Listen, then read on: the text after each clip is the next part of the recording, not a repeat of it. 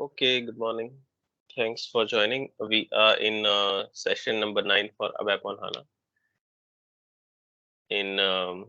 So today we have on our plate as our agenda is we would be going with quick recap. So we just started with the AMDP in the earlier session. So we would be going with quick recap of what all basics of AMDP are, which we should be learning initially. Afterwards, we would be learning with the certain class-based operations. So we know AMDP is a class-based object. So the object-oriented operations, OOPS operation, saying inheritance and everything, are also applicable over there.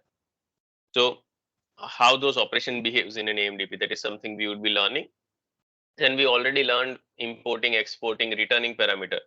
Changing parameter are something that we are yet to cover. So we would be going with the changing variable and changing table kind of option.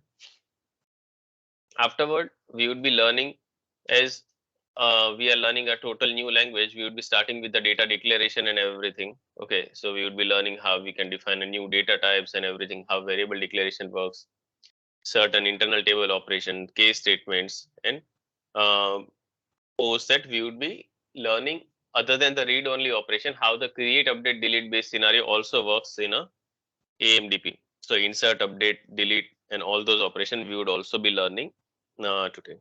Okay. And if time permits, then we would be going with the joins and UUID generation. So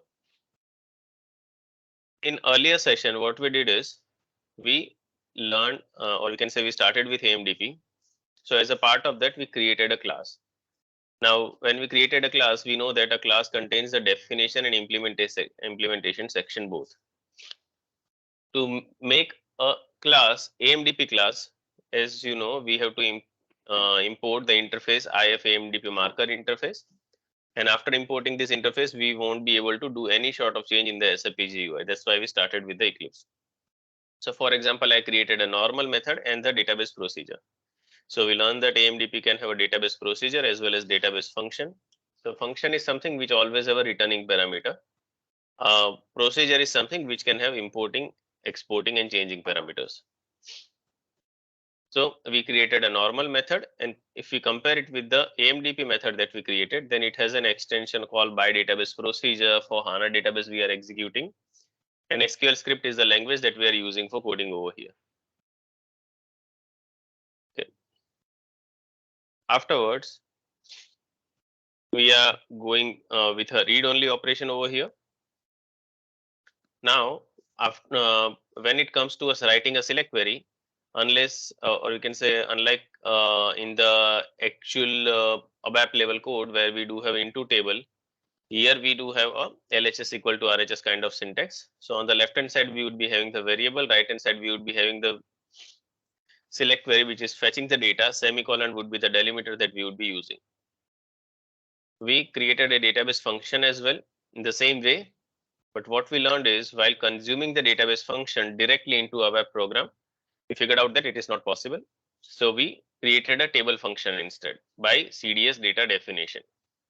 While creating a table function, we are also able to pass the parameter as well as range at the same time. But its implementation was actually taken care by a AMDP method over here. Okay. So here in the AMDP method, we did the implementation of the same. So to apply any sort of filter using a range, we use the apply filter. Here we are passing a database table. We can also pass the internal table, and we can pass the filter query, and we can expect the data to get filtered and be there in the output parameter that we used.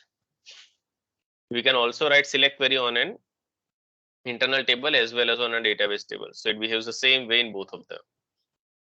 Okay, if you go one more step further,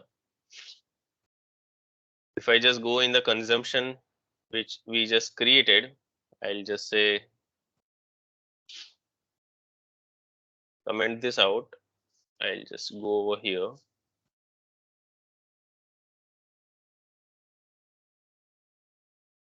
Activate this.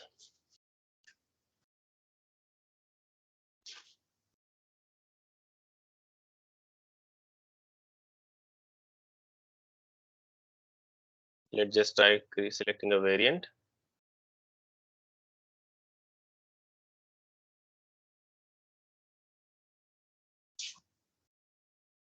I'll just go one step back. Go in the AMDP method now.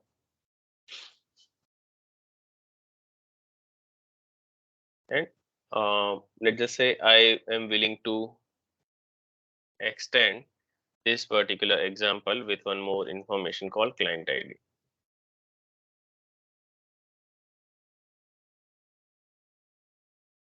When I'm selecting a client ID over here, definitely client ID is also something I have to select over here. And same I have to select over here as well.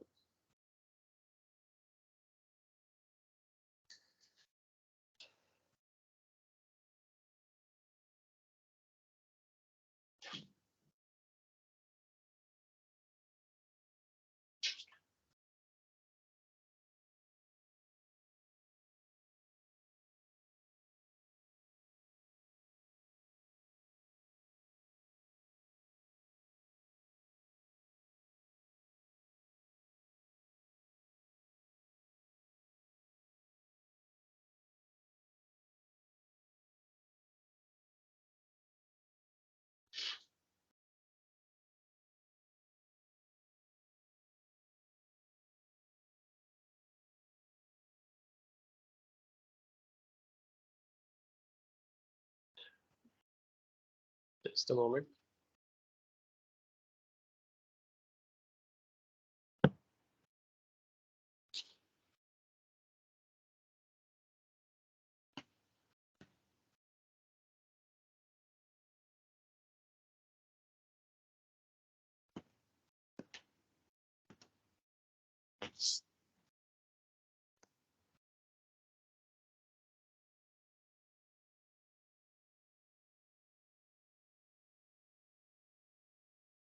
I'm switching to a debugger perspective now. So as you can see, I am into an AMDP now. I just go into the variable.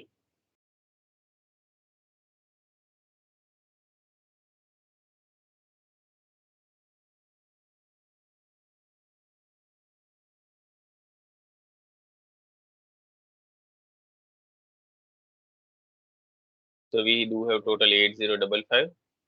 If you see, we are getting the data from 400 client and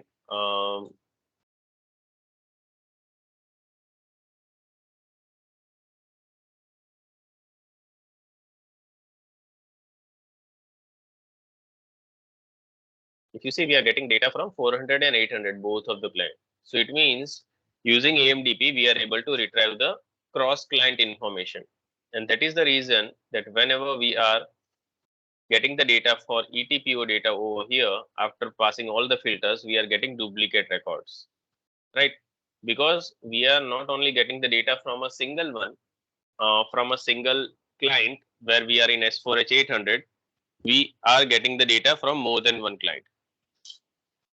And that is the reason we should learn how we can avoid getting the data from cross client and how we can pass the session parameter, which always gives us the information which is only belonging to current client.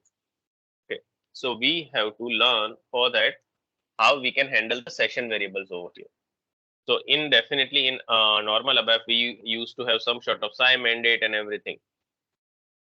But when it comes to AMDP, it is nothing but a stored procedure. So we have to go by a language called SQL script over here.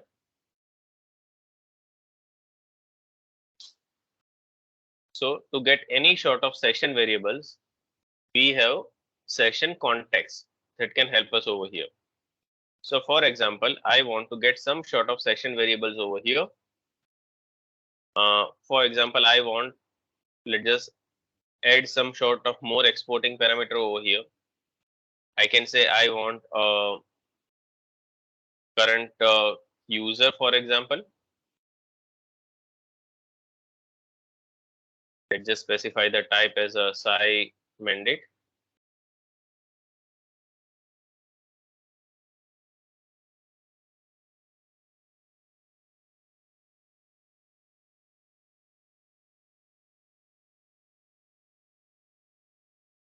Sorry, it's a mandate, so we can say SI uname. So we can say we want a current client.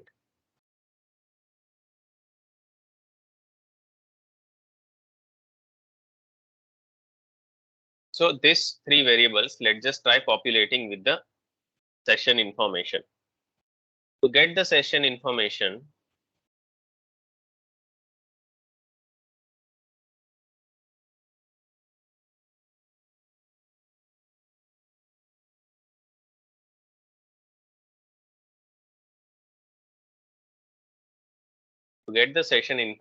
we have something with us called session context. So for example, I want to get the current user. So on the left hand side, I will write the variable name. Right hand side, I'll write session context. In the bracket, I would specify something called application user. So we have three session variables when it comes to an AMDP. Application user, which is nothing but a current user. Login language we can also get.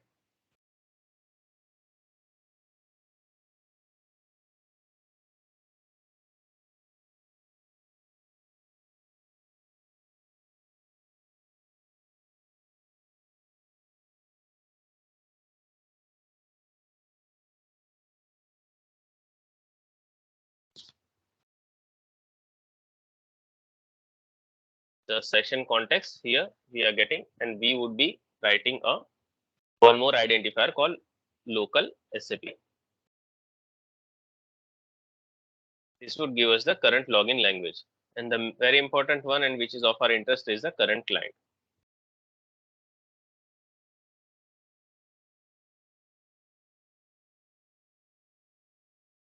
The context.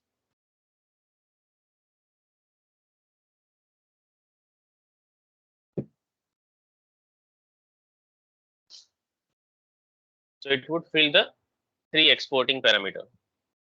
Let's just try receiving the same into our program to see what is something that we are getting.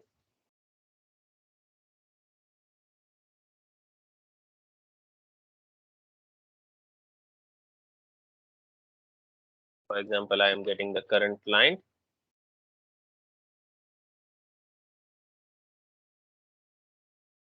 current user,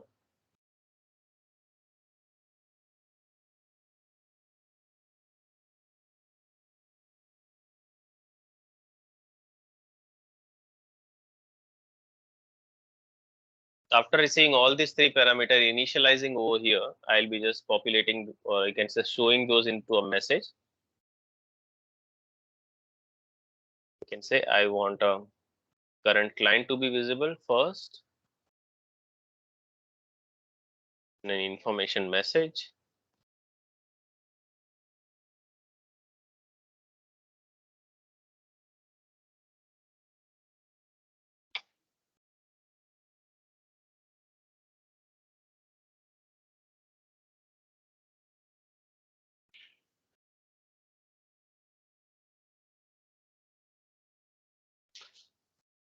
Let's just try activating this.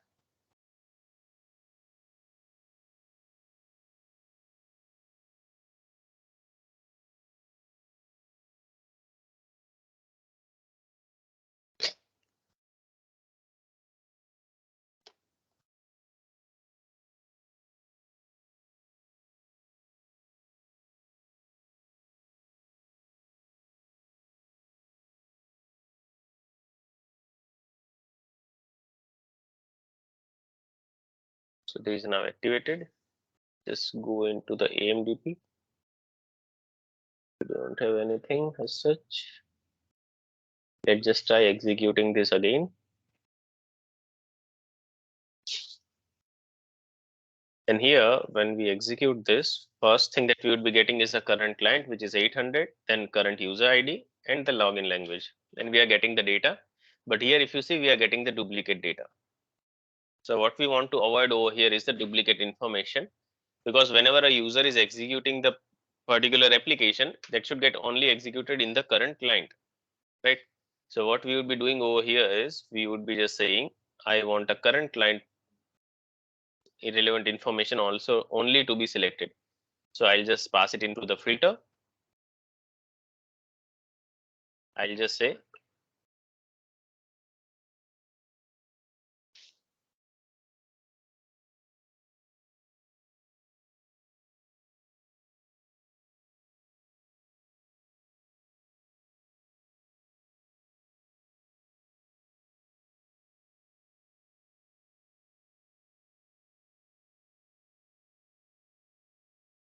Okay, so this is how the session variable would work, and we would be getting the information only relevant to particular session.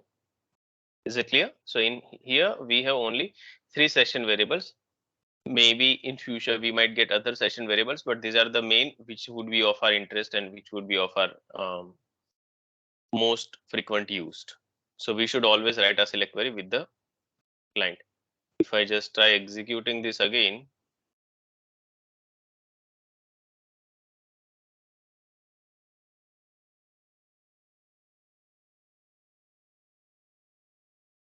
now we would be getting only the information which is relevant to current client. Okay, let's just start with something more interest. Okay, 1 second. Pallavi, just give me 5 minutes. I'll be back. Okay, in 5 minutes we'll be just resuming the session. I have got something urgent. Can we connect back in next 5 minutes? I'll be just on mute.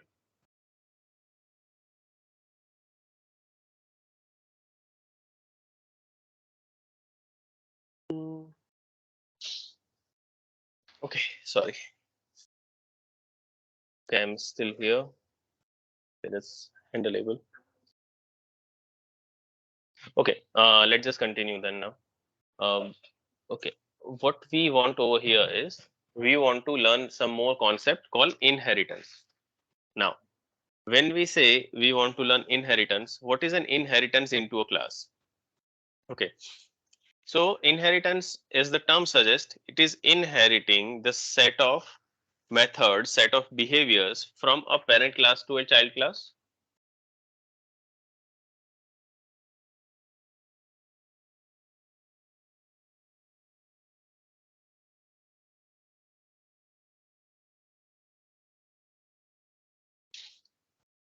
So for example, let's just say we are in oops ABAP class. Nothing but we are into a class. If there is a class, all the concept of class would also be applicable. One of those which we are talking about over here is called inheritance. What is an inheritance? Inheritance is inheriting the properties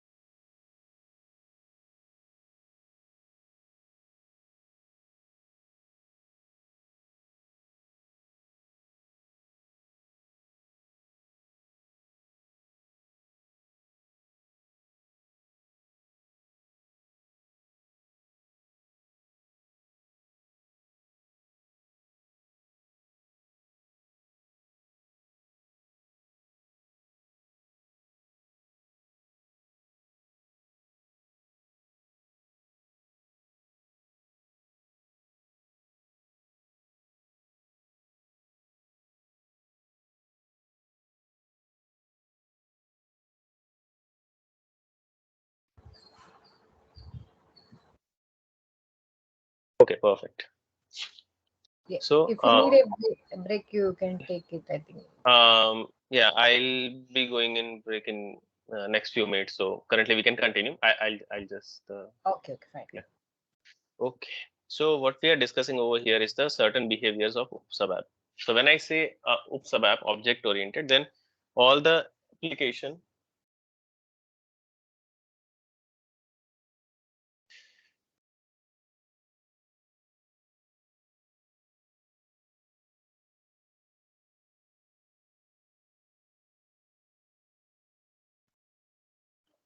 hello. Yeah. So when I say behavior of UpSubApp, it's a object oriented. So all the applications or the behavior of object oriented would all also be applicable over here. For example, inheritance. Inheritance is inheriting the uh, properties and behavior of parent class to a child class. That is what a inheritance means. For example, if I talk about a normal real world scenario, certain properties, certain behaviors of a parent or child would always inherit. Be it, I can say, normal behaviors, or be it a kind of certain properties or something, anything you can think of. Everything would be inherited by a child. Same goes over here. So for example, if I think of a scenario where I do have a parent and child class relationship, where my parent class has a method, child class would automatically get that method. So if I talk of a child class instance would also be invoke the method of a parent. Second thing would be if there are any sort of dues which a parent needs to pay. In real world scenario, if there are any dues, something which a parent needs to pay, child would also inherit those due. So if a parent is not paying that, child has to actually pay for that. So that is something we can say if there are any sort of methods whose implementation is not done by the parent. So it means if there are any abstract method, it means if there are any method which does have only definition, no implementation, in that case, this abstract method needs to be redefined. Okay? I can say needs to redefine the abstract method of parent. If I say my parent class, which I am using over here, I have defined it as an AMDP class. So it means if in my parent class, I have implemented, or I can say I have imported the interface of marker interface, then my parent class would become an AMDP class by default because it has a marker interface. Then if I am not importing the marker interface, but I am just creating a child class out of my parent, then my child class would also become a AMDP class. This is also the property of inheritance, that it would inherit the property of my parent class. As my parent class is an AMDP class, child class would also become the AMDP class by default. Okay, so that is a behavior that we can expect over here. Now, so if I say my parent class is AMDP class, my child class would also become an AMDP class by default. Okay. Now, let's just try creating such scenario. I am going into a system and I am trying to create a class. When I am creating a class, for example, let's just give the name.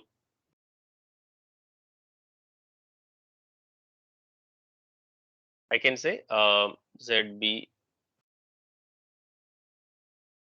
I can say parent.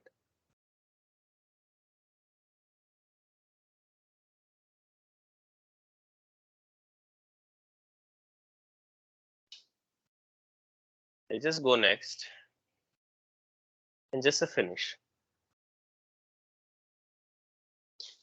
So I just created a class. I'm calling it a parent class.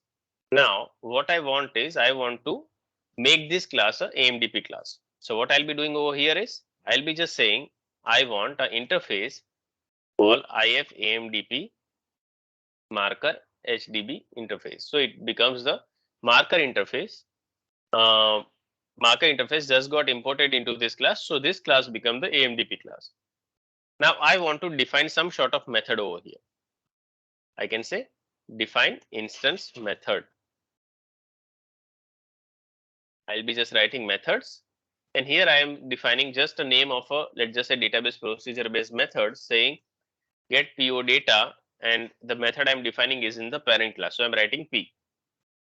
It should have importing parameter call P underscore BUKRS,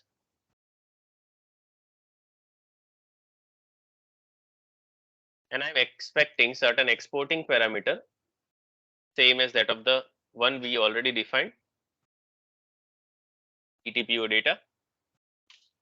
So let's just copy the type declaration from here just to save the time. I'm copying the type declaration. So it's a TTPO data we are using over here that we declared in the earlier session. I'm just using it over here. So I have a method defined called get PO data of a parent. It is having company code as an input and PO data as my output. And here implementation of this is missing. That is what the system is saying. Now, as I have defined the method, but it does not have any sort of implementation, I am getting that error. Now there are two ways. As this is a parent class, I can expect it to implement the method if it wants, or I can just define this method as an abstract. So when I say a abstract method a parent is defining, it means it has definition but no implementation. Then child class needs to redefine this method and give the implementation for this method of a parent. So let's just say I am defining this method as an abstract. Now, when I define a method as an abstract, if you see, we are getting abstract method can only be defined in an abstract class. So I have to define this class as an abstract one. So I can say create public abstract class. Now, as I have defined this class as an abstract, method also as an abstract, I am not getting any error. But here if you see, if we just restudy what we just created, it is a class whose name is this, it's a definition, it's a public class, so it's visible globally. It is a final class. It means I cannot create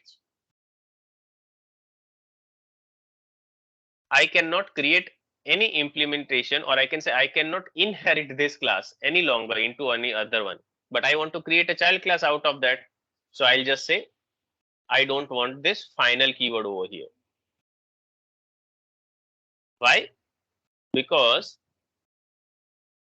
to enable creating a child class out of this commenting the final keyword.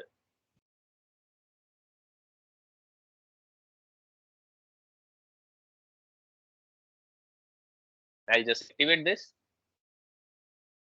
So this becomes my parent class. But as it has an abstract method, it is of no use because it does not have any sort of behavior what should be done when this method is getting triggered. I'll be creating a child class out of this. So what I'll be doing is I'll be just saying new ABAP class. The super class would be the one which I just created.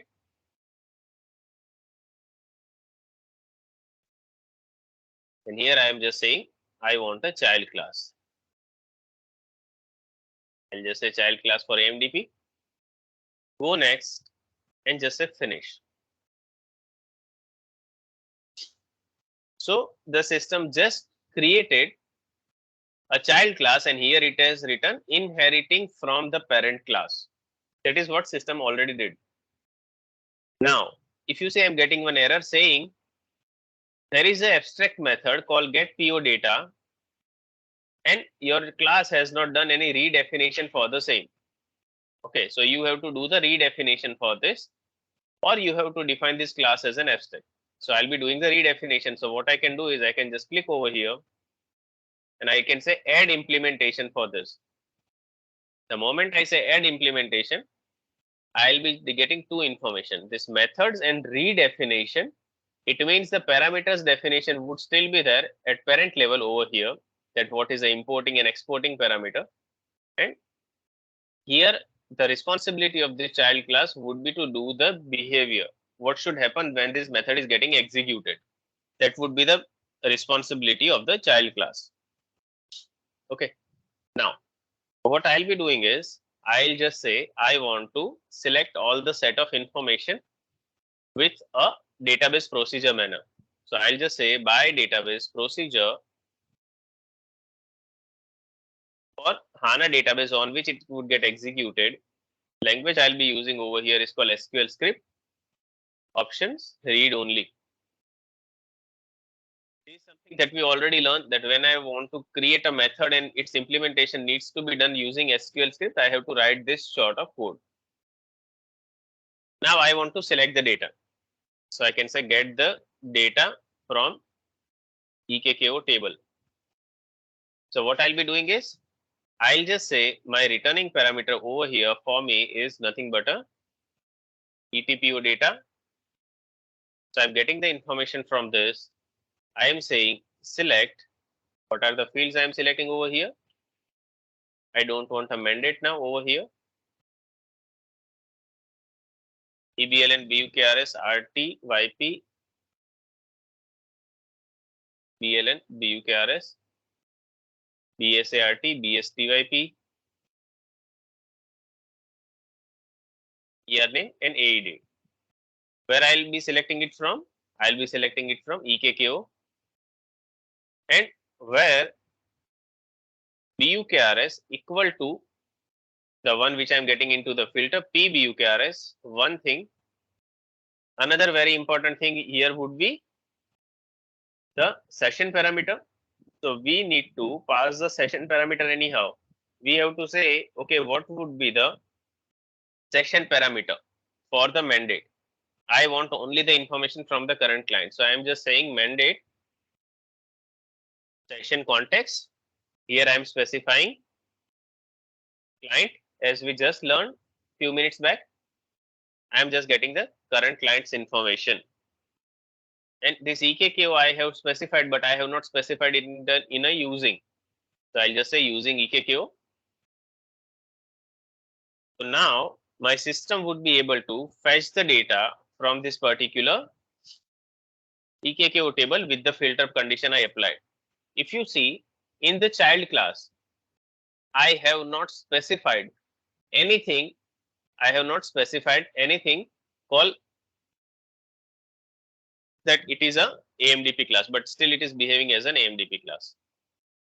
Clear?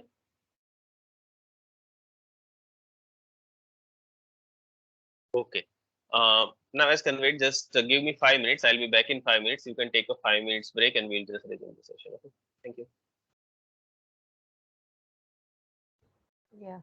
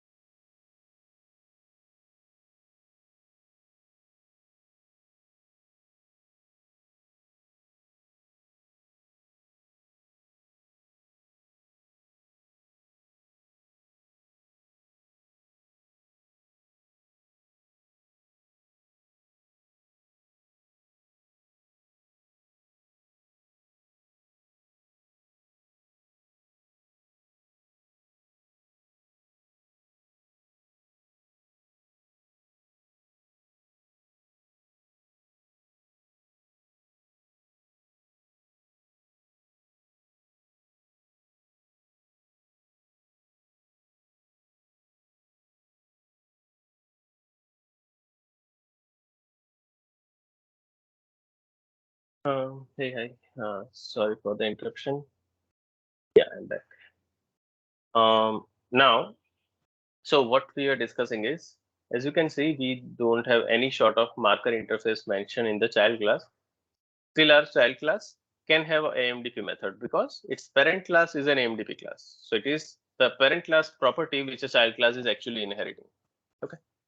Now, let's just say I want to consume this. So I'll be just commenting this out, or I can say I am just enhancing the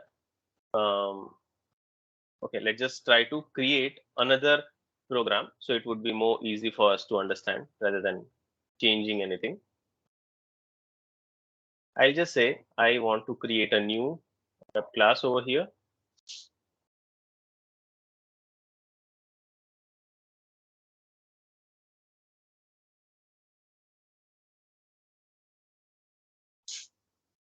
I am okay, sorry, we would be creating a program because I want to consume this now.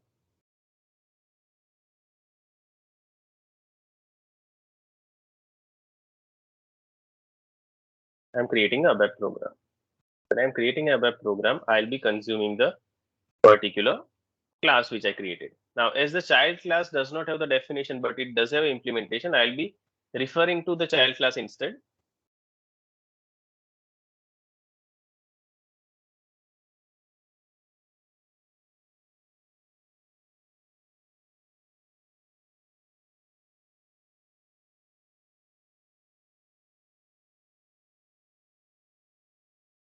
Now, this particular program we would be using and we would be consuming the particular.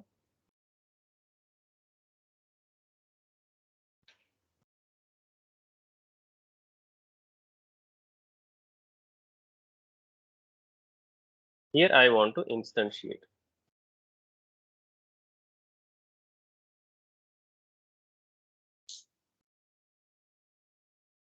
I am saying I want to consume this child class and I want to call a method out of that. What is a method that we would be consuming over here? So I'll just say I want to consume the method which is defined in the parent class.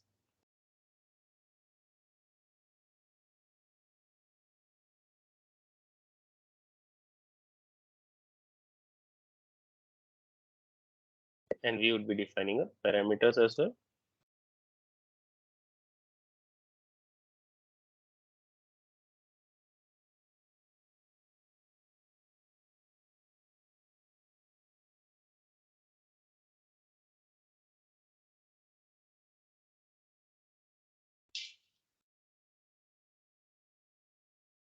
And let's just try to display the information into an ALV.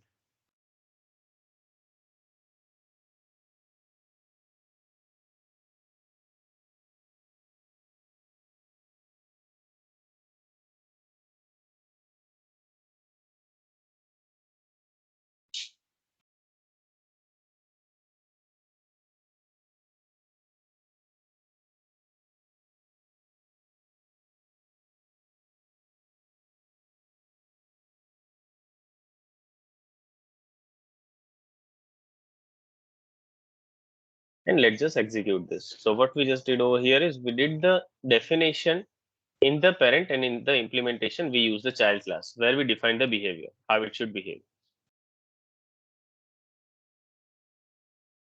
So we have the data now coming from a child class method. Now, next thing we want to see over here is certain more behavior. So for example, what we learned till now is I can have an importing parameter, exporting parameter, returning also we learned whenever we were using certain certain, we can say, database function.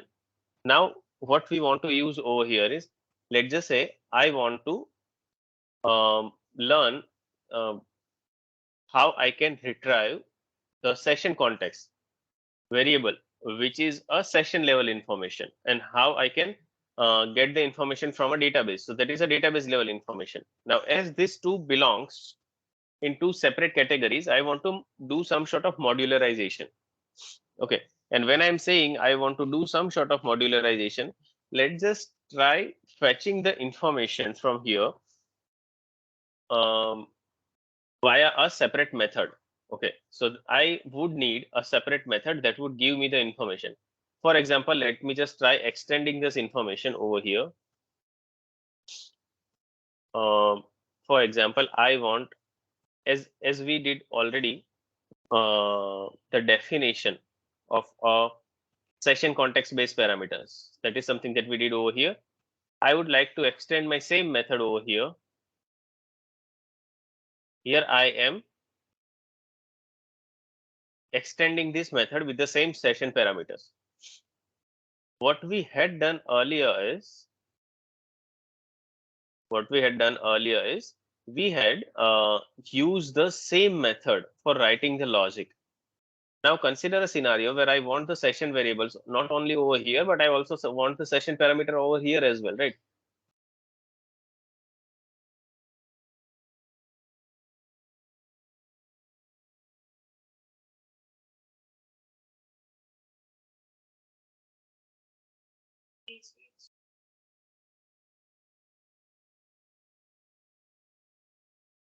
Not interruption, just a minute.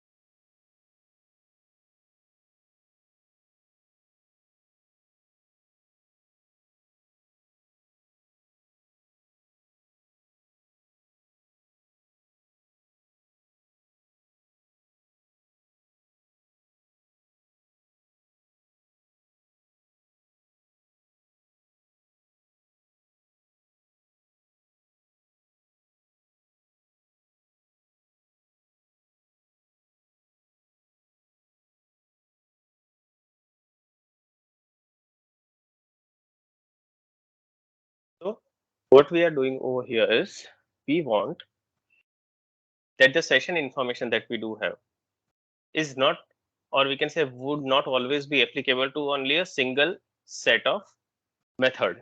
We might need this information at multiple places. Okay, so what we are looking over here is for reusability. To achieve the reusability, we want this to be in a separate method. So what we would be doing over here is, I would be saying instead of writing this method or writing this set of code of getting the session information in a single set of line over here, I would be instead writing it in a separate method. So I would be just going in my child class, and here I am saying, I can say get session information, and here I would like to work with a changing parameter, for example, this time.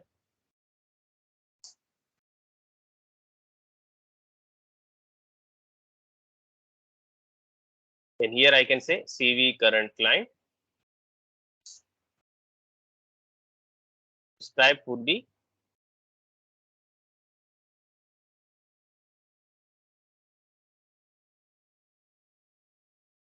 current user.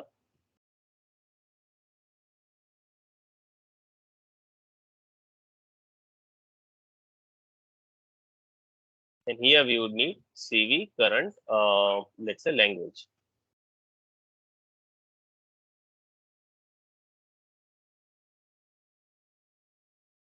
Now, as we are writing this information, let's just say I am willing to embed the implementation for this as well, where we are writing the same set of information that the implementation of this should be done using a database procedure. Now, I would need the session context information. So I would be getting the session information from here. And here we would be specifying the name of the variable that this method has. So we just modularize the code. We just provide the session information via method. The variables we would be using over here is, for example, here we do have a current client. The current client should be this. Current user should be this. And the login language would be this. Now, so we have now a method which can give us the information, which can give us the information of, I can say, the current session information. Okay. Now, what we want to do is we want to call this method get session information inside this method. So I want to call one AMDP method inside another AMDP method. Would be very simple. I can say call another AMDP method. When I want to call one method inside another AMDP method, what I'll be doing is I'll be just writing call first. We would be specifying double inverted comma. We would be specifying ZBM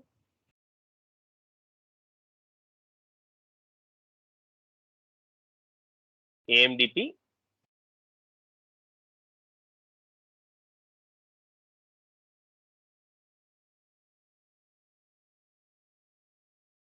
because I want to call the child class.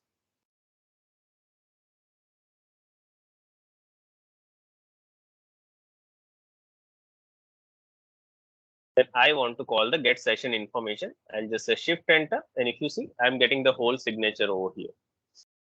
Here I would be passing the information of the parameter get PO data P because I do have a parameter along with its name and I just want to get its value changed. So for example, I do have EV current user.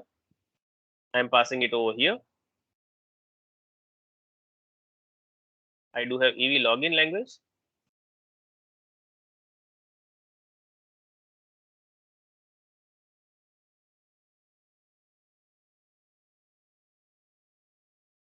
And I do have a EV current line.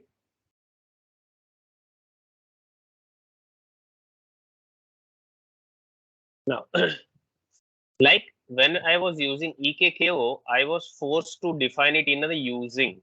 Why? Because this particular database artifact was not known till the time I didn't define it into the using.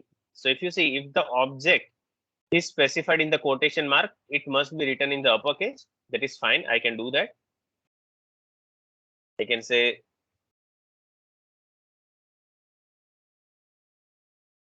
ZBM22 AMDP child. That's what I did. Now is unknown. So if it is this method is unknown, okay, that is what the system is saying. ABAP object and DDIC must be specified in a using clause. So I would be just copying this name over here and passing it over here. So anything and everything that you are using inside a AMDP method which is not local, okay, you have to specify it over here.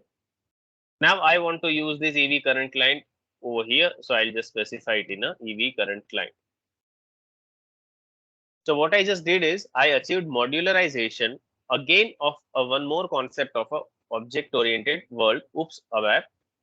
I modularized my code, getting the session information using a changing variable. Okay, and I'm using the session variable over here. I'll just say activate.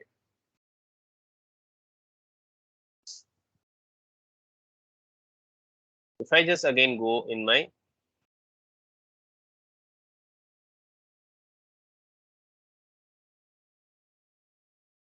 try executing this,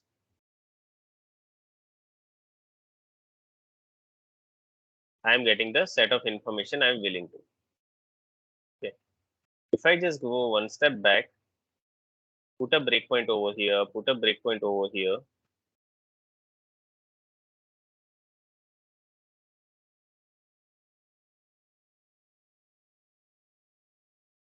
close this.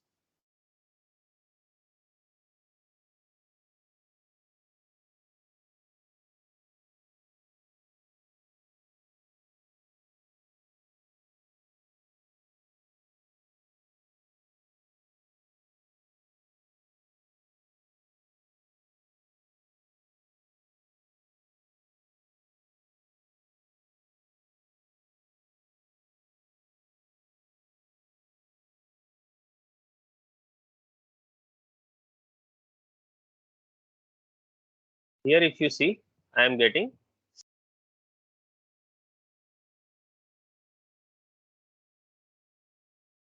the information of my current client, user, and everything being derived via a separate method. So here we tried learning the inheritance, one concept of object oriented, and the modularization, the second concept of object oriented. That is what we just learned.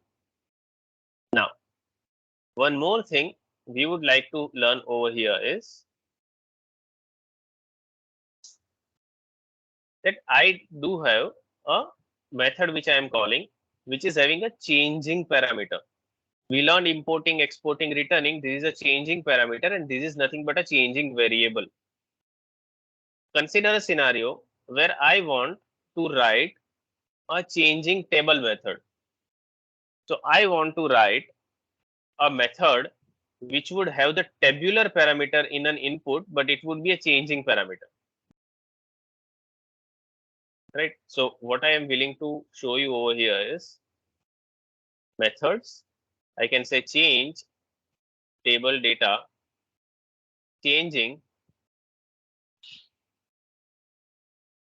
and here we want to update this information. So I am expecting that change PO data which we selected would be passed as an input, and it would be changed afterwards. So I can say CTPO data, and its type over here would be nothing but a TTPO data. Now, TTPO data system is deriving from the parent class, because parent class, all the property, type declaration, everything a child class would inherit. So this same parameter we are using. Now I am just saying add implementation for change table data. I am again saying by database procedure this, because it's a database AMDP based implementation we are willing to do over here. Now, whenever you are working with a AMDP method of importing, exporting parameter, at that particular point in time, the the AMDP body cannot have a empty body. Okay. But whenever you are working with a AMDP method with the changing parameter, here you would also get an error saying AMDP body, the body of an AMDP method cannot be empty. But the moment you say any sort of commented line, then the empty body of the changing parameter would be allowed. So that would be one of the difference again, that importing exporting parameter based AMDP method, if it is there, then you should write something as a code logic. You can't write inline comment and you can't get rid of that. You should have a method with some execution logic. But when it is a AMDP method with a changing parameter, you can just specify inline comment and you can get rid of the logic implementation. Now, as I have this particular method with the change table data, let's just say I want to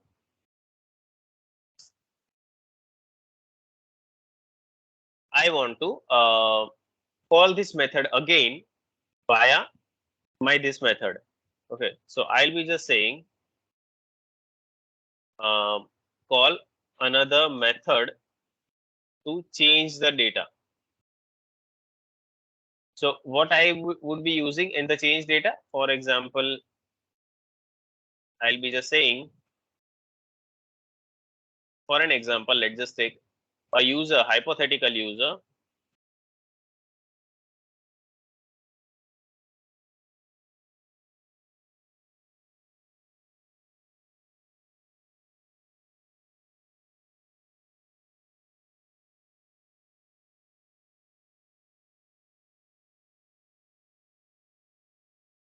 So for example, I do have a purchase orders created.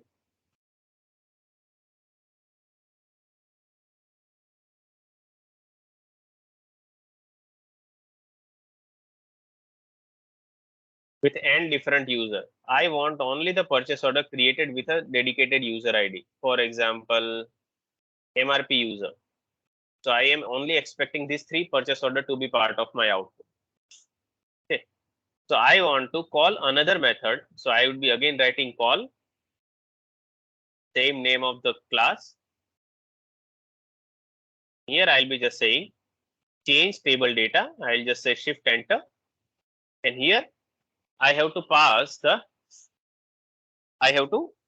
the information of the variable. So what I'll be doing over here is I'll be passing the name of my returning parameter called ETPO data as an input. If you just put a cursor over here, it just say that this is unknown because I have not defined it in a using. So I'll just copy the name from here, define it in a using, again save the method. Again, if you put the cursor, now you are getting the error which would be of our interest. It says that it's an SQL script error. Wrong number of type of parameter in call. The CTPO data underscore underscore IN is not bound. Did we define any parameter with the name underscore underscore IN? No. But whenever you are working with a we can say method which is a database procedure AMDP, and it is having any sort of changing table parameter, there you have to define the same parameter twice. Name of which would be actual one that you specified over here. Another one would be CTPO data underscore underscore IN. The IN, it means it is a reading copy, that is an input. So when I am saying I am changing something, let's just say if it is A, I want to change it to B. So I would need the actual A input to determine what should be the output. So I need a copy from where the data can be read, another copy from where data can be written back. And if you see, I have to specify colon over here because it's just an input parameter. So I have one copy over here, and this copy is for reading purpose, and this copy is for writing purpose. So when I say I want to change the information, for example, I want the final CTPO data to be narrowed down again, narrow down the data. I can say CTPO data, select star from my input parameter. So this is the reading copy which I am using, where my year name equal to MRP user. So the system would, what it would do is it would get the session parameter first, call the information, call the purchase orders table to get the purchase orders information. Afterward, it would call again a change table data. Here we are narrowing down the purchase order again. We are reading from the reading copy of the particular table, changing table. We are writing it to the writing copy, and here we are only getting the information from ER name equal to MRP user. Okay, if I just go back to the program, I'll just close this too.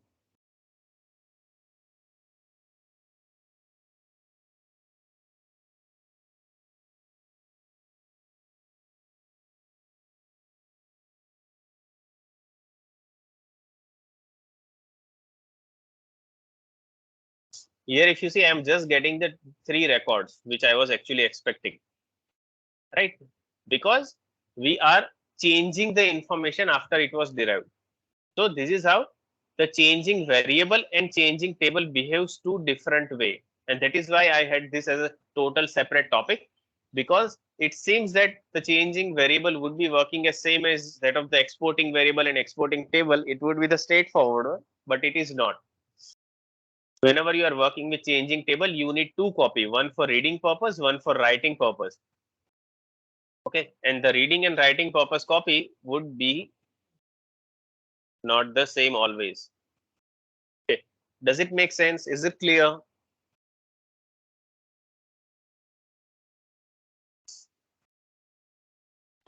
Like when you use the second method, like Uh-huh. change Change table table. data.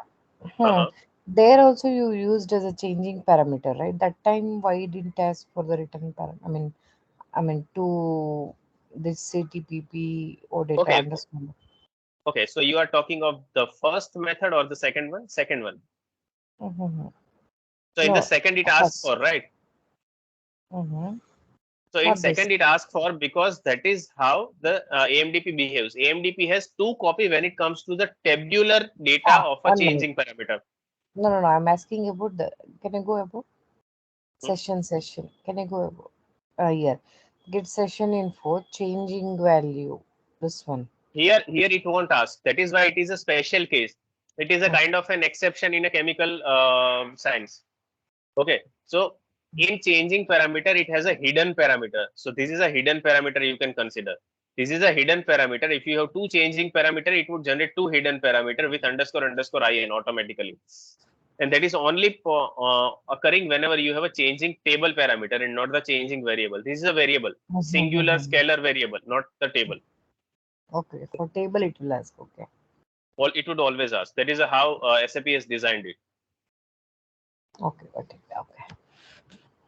Okay. Now, next thing we would be working over here is now, as we have already started working with a totally new language, SQL script. Okay. When I talk of a total new language, what a new language would be containing of? A variable declaration, the conditioning, the looping part, the table operations, everything. When we started learning normal ABAP, we started learning how I can declare a variable, how I can write a if condition, how I can loop onto something. That is all the thing that we actually learned earlier. Same goes over here. Whenever I am working with a AMDP, we should also learn that this is an SQL script language. It is not an ABAP. Okay. In an SQL script, how I can define a variable, what is the way I can use the variable, how I can populate the data into an internal table, how I can write insert, update, delete, everything that we are writing, how I can do that. Okay, what all how if I want to figure out total number of lines in an internal table, how can I achieve that? These are the things that we should be learning. So over here, for example, I want to declare a variable for some purpose. We learned in the earlier session that the global variables I can't use in an AMDP because one is lying at the application server layer. The variable I am trying to use is a database server layer, so it is not possible to use that. So what we can have over here is we can have a AMDP based local variable, SQL script based local variable that we can define. So we can do the data or variable declaration.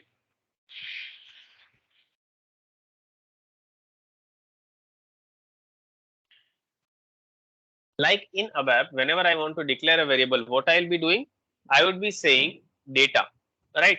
Here in AMDP, if I want to declare a variable, what I'll be doing, I would be saying declare. So declare is a statement that I can use to declare a variable. So for example, I want to declare a variable. For example, I want to declare an integer variable. So I can say lv int var and I want to give it a data type. So I can give list of built-in data types. So if I press control space, I would be getting the list of data type I can give, saying boolean, character, clock, date, time, decimal, integer, float, anything. So I want to define an integer. So I would be just writing integer like this. Here semicolon is something that I'd be using. In ABAP, when I want to declare more than one variable, I used to use colon and give the same, you can say comma separated name. Here, it is not possible. You can't have two variables declared with a single declare statement. You have to write declare two times. Okay, if I want to give this column is something which is not supposed to be there. I want to give lvchar and I want to give a character variable declaration, for example, a varchar 10.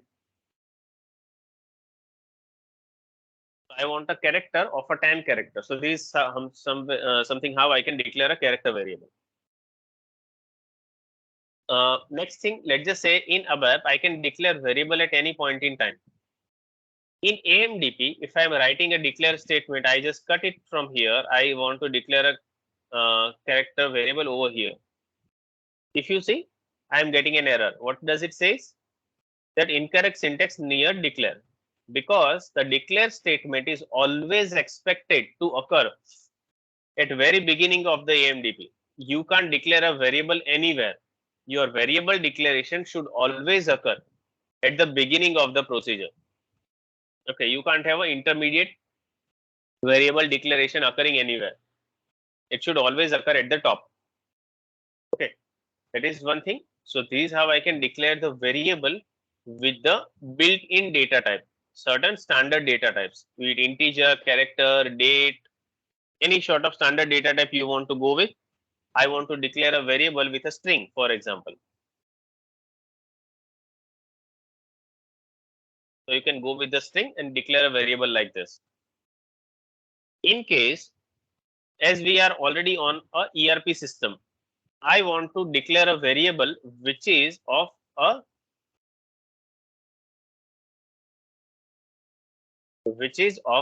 standard type. So for example,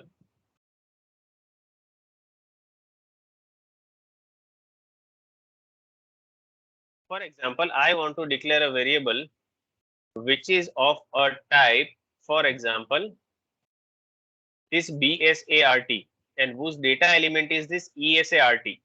So which is of character 4. I want to declare a variable which is very much compatible to this BSART column. What I can do over here is I can declare a variable called LVBSART. Here, if you press control space, you would be getting in double inverted comma $abap.type, and here you would be defining the, or we can say giving the name of the data element. So this is the name of the data element you can give, and you can directly have the variable declared. It would refer to this data element, get the detailed information. Okay, it is a character 4, and declare the variable which is of the same type. Okay, I'll just activate this. Let's just put a breakpoint over here and try executing this.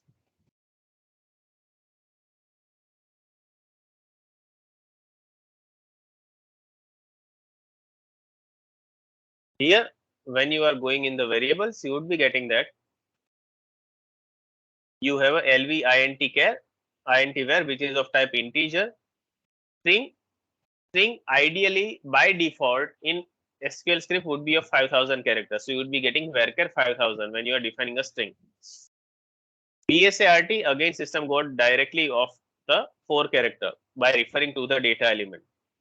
Okay, so this is how the system would be identifying the information automatically by connecting to that ABAP type, if you are specifying the ABAP type over here.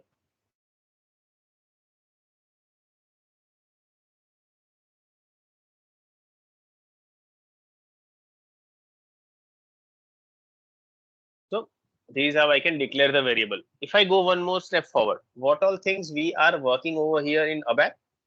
We are working with an internal table. So how I can declare an internal table when it comes to an AMD?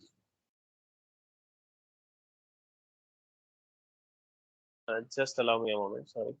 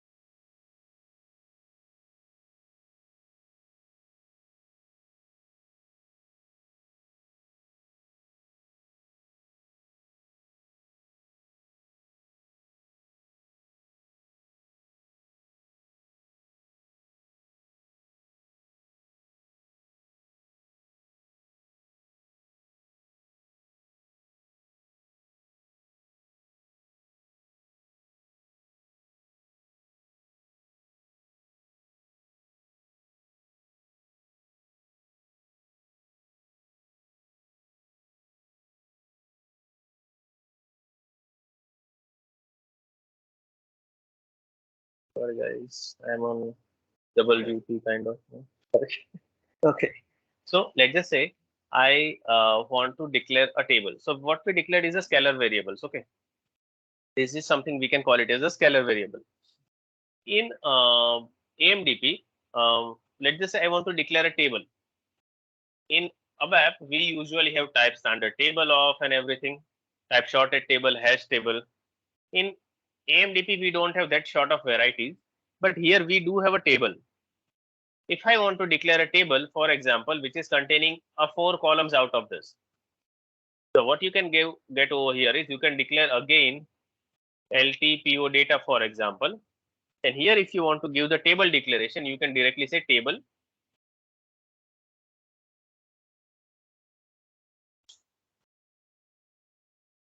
And here you would be specifying the same set of information as we did earlier.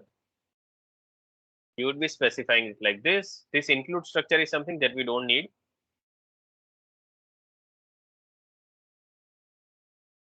And here we would be specifying the same set of information again, that I want to refer to this ABAP type.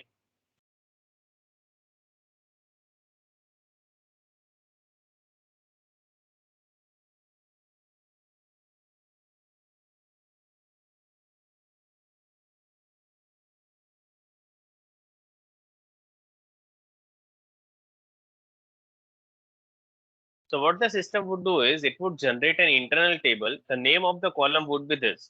If you want to give the column name as, let's just say, PO data, or I can say PO number, or I can say PO, then also it would be fine. Okay.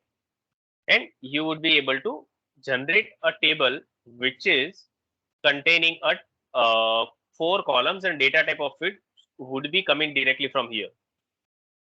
You can also have an integer data type column if you also want to have. That is also totally fine. For example, you want to give IDX as an integer. So that is also very much possible. So we just declared an internal table which is containing a combination of some non-technical column name, a web data type, data element, and certain column which is containing a built-in data type. But if you see clearly, we don't have a type declaration. In ABAP, we can have a type declaration, right? That I declared a type which is containing this fixed columns. If I want to create 5 tables out of that, I can create data, and I can refer this type, and I can have 5 tables getting created out of that. But in AMDP, we can't have a separate type declaration. We can have a table declaration. So if I want to create a table which is of same type as what we already created, I can say, for example, LTPO data copy. Here we have, like we used to have in ABAP earlier, we can have a table, and here you can specify like. So when I say like, you would be able to define a table which is same as that of the type of any sort of existing table. So like keyword, like we used to use in ABAP, that like is a keyword which is used to create a variable of the same type. Same goes over here. You can write a table like, and it would create a variable of the same type. Okay. For example, I want to create one more variable over here. For example, some sort of index, and I want to give it a type as an integer, and I want to give some sort of default value.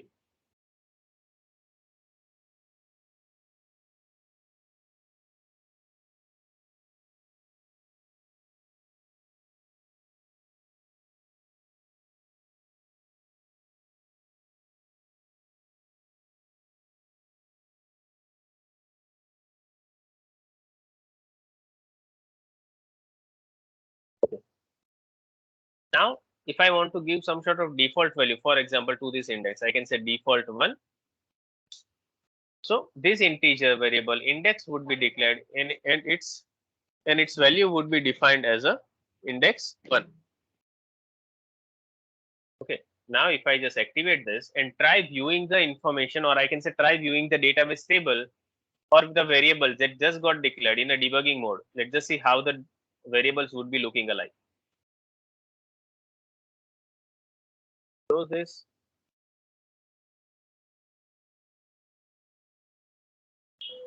Sumit?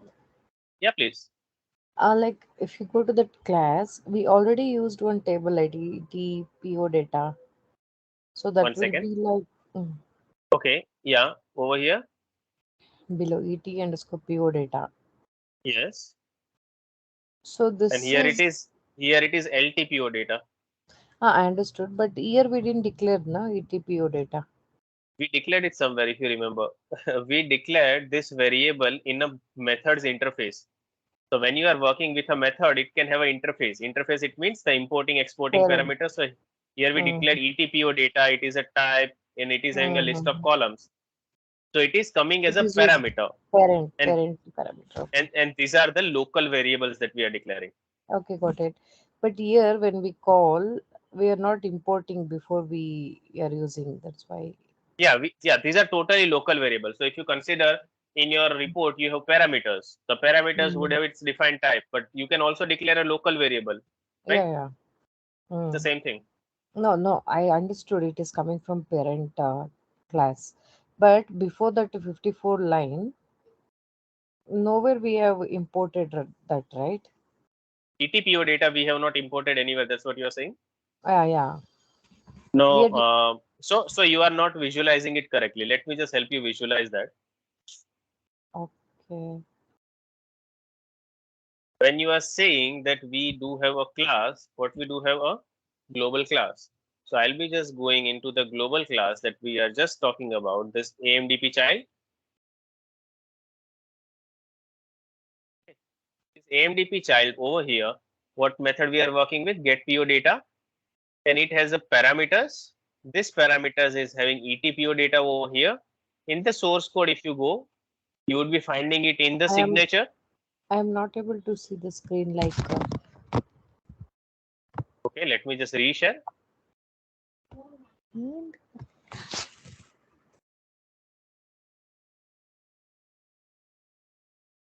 Okay, is it visible now? yeah, now I am in child SC24. hey, child class. Okay. Okay, Yeah, I so can in see. the class, if you see, we do have a signature, Hmm. and the signature there is a type defined. So how our object oriented work? It is a class.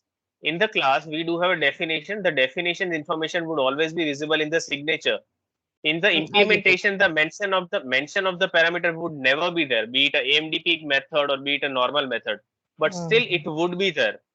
Okay, Yeah, got so it. Signature. ETPO data, yeah, exactly. So the same goes over here. So it means we have imported, just it is not mentioned over here. It is only mentioned in the definition. You can't have a format where you can mention it in the implementation.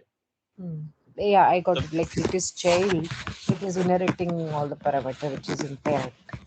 exactly. Mhm. Yeah. Okay. Now let's just say I'm executing this again.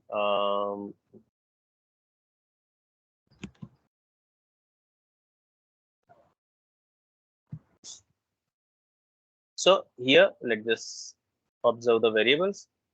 We have integer variable index is initialized with 1. LTPO data we have created. This LTPO data we have along with this 5 columns that we created, and we also created the copy of that, and which is also having the same set of columns. We created it via the table like. So it is the same thing that we are doing over here. Just the data declaration way we are declaring the data is changing a bit. So this consider the part of how I can declare the variables. After declaring the variable, the question would be how I would be able to consume that.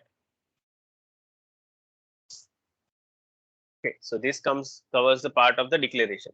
Now, so let's just go through something how I can treat the variables.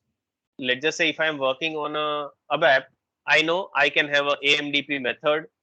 Sorry, when I am working with an ABAP, I know I can have an internal table. That internal table can have n number of line. I can figure out how many number of lines it contain. I can loop onto one table, fill the values of into another internal table. I can insert a record into a table. I can update it, or I can perform any insert, append, everything I can do over here in a normal ABAP. Same set of operation we can also plan to perform over here as well. So for example, I want to say, I want to figure out the total line count. integer, for example. To derive the total number of lines of an internal table,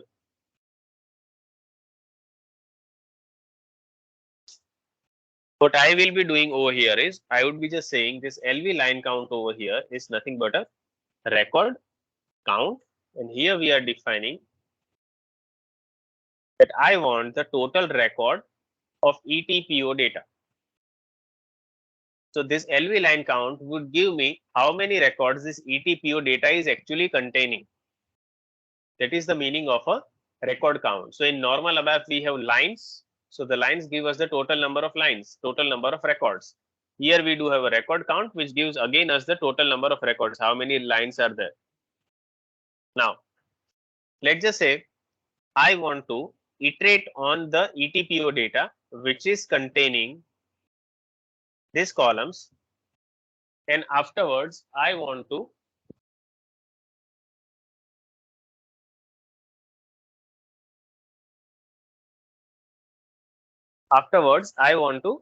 fill the variable, this internal table we just use LTPO data, and which is containing another n set of columns.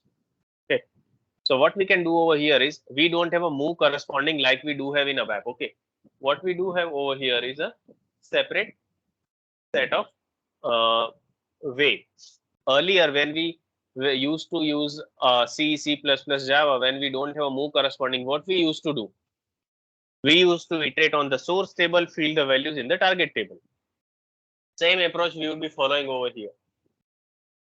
So I can say iterate on source table and fill the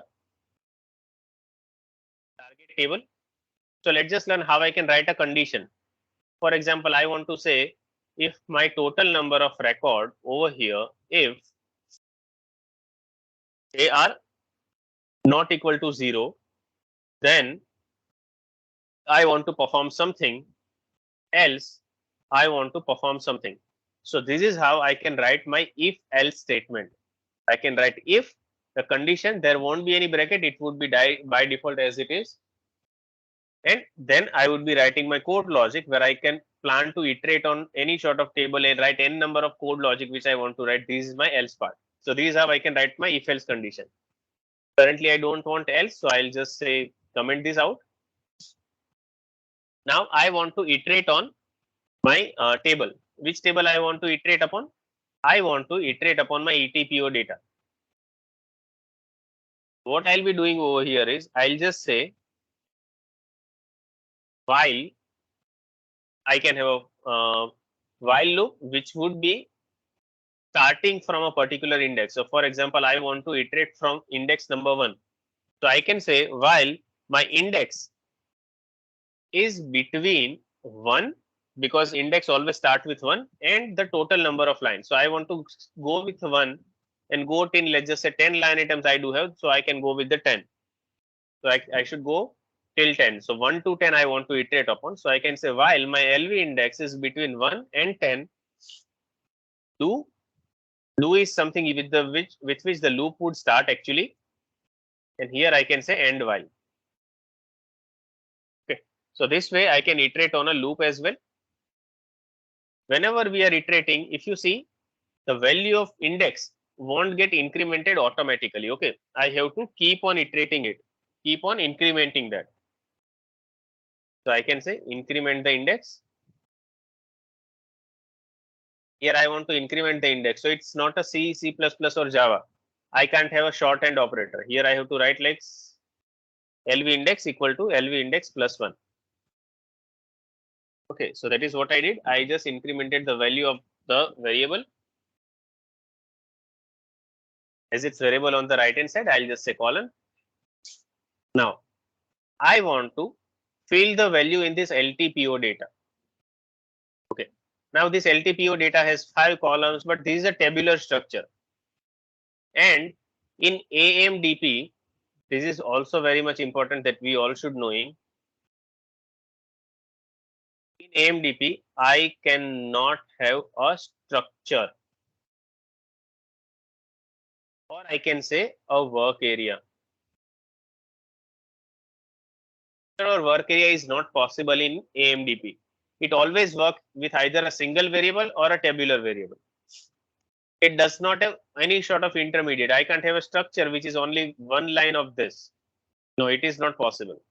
So if I want to populate the value in LTPO data, what I'll be doing is I'll be assigning the value line wise. I can say assign line wise value. I can say LTPO data has a column called PO, and to its line item number 1, because the current value of index is 1, I want to assign the value which is coming from my ETPO data, and its column name which I am getting the value from is EBLN.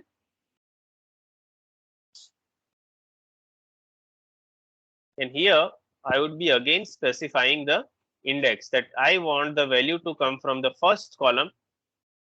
I can say first record to the first record of this. So the first record of ETPO data and its column name EBLN, whatever value it does contain, assign it to the first record of this, and the column is PO. That is what I want to assign. Whenever the system would hit this particular line, execute this line for the very first time, when the record was not there, it would create that line.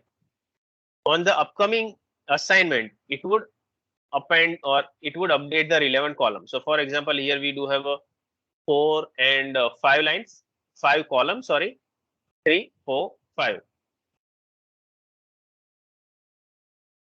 I want to assign the value of this BUKRS.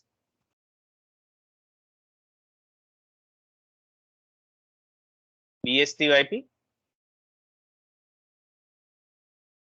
BSART. Let's just say I want to assign the value of index and I want to give the value to index from my LV index. I want the counter of this.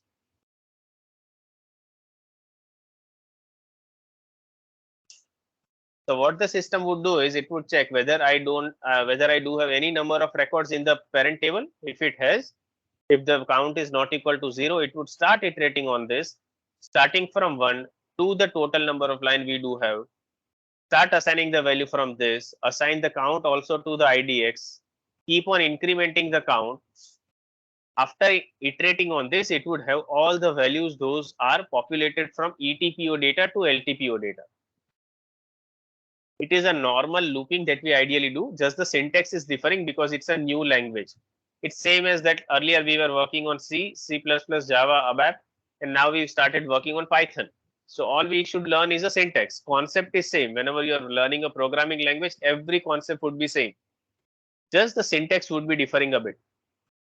I would be right having a breakpoint over here as well. Let's just execute this. I'll just close this.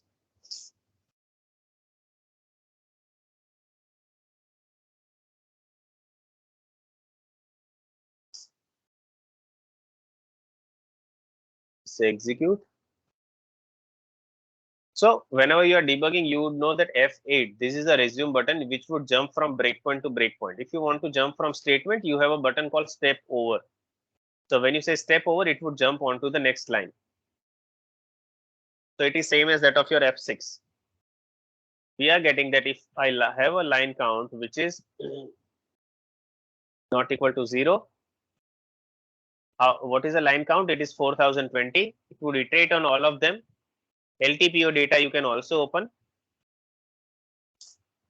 The moment the first line get executed, it would create a record over here with a PO. If you see, the PO just got assigned. The moment the next record, next line get executed, all its relevant information would get populated. Count would be incremented, and next time the next record would get appended to it. Right? If you say execute, you would have all the 4020 records populated over here as well.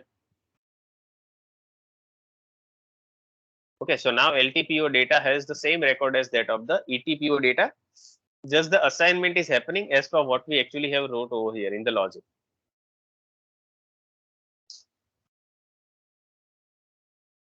So this is how I can iterate on a particular table, perform the operation, write the conditions. So these are the basic skeleton that we all should be knowing whenever I'm writing a code logic. In many interviews, you might have heard asking people a very simple question. Someone would bluff that I know SQL script, I know how I can write the logic in AMDP. The simplest question the interviewer asks is, okay, then tell me how I can declare a variable in AMDP. Simple thing. The answer is there itself in the question. How I can declare a variable? You can just say, okay, declare name of the variable and data type. Khatam. We don't need anything else. But for that, you should be knowing, okay, this is how I can do that. If someone is bluffing, then definitely he won't be knowing that. Okay. So what we did is on an internal table, we figured out how I can figure out the total number of record, how I can move the data from one to another, how I can append the record as we did over here. Next thing I want to learn is so simple internal table operation again, how I can clear an internal table. Okay, how I can just wait. How I can clear out an internal table. That's what I want to learn.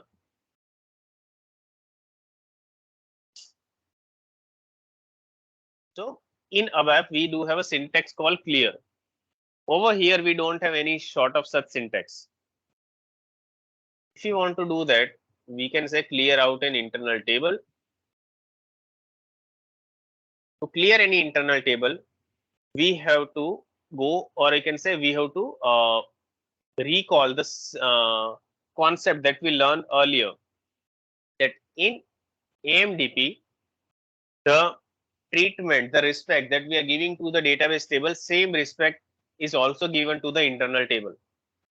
So if I can write a select query on a database table, I can also write a select query on an internal table. If the select query, if the select query does have,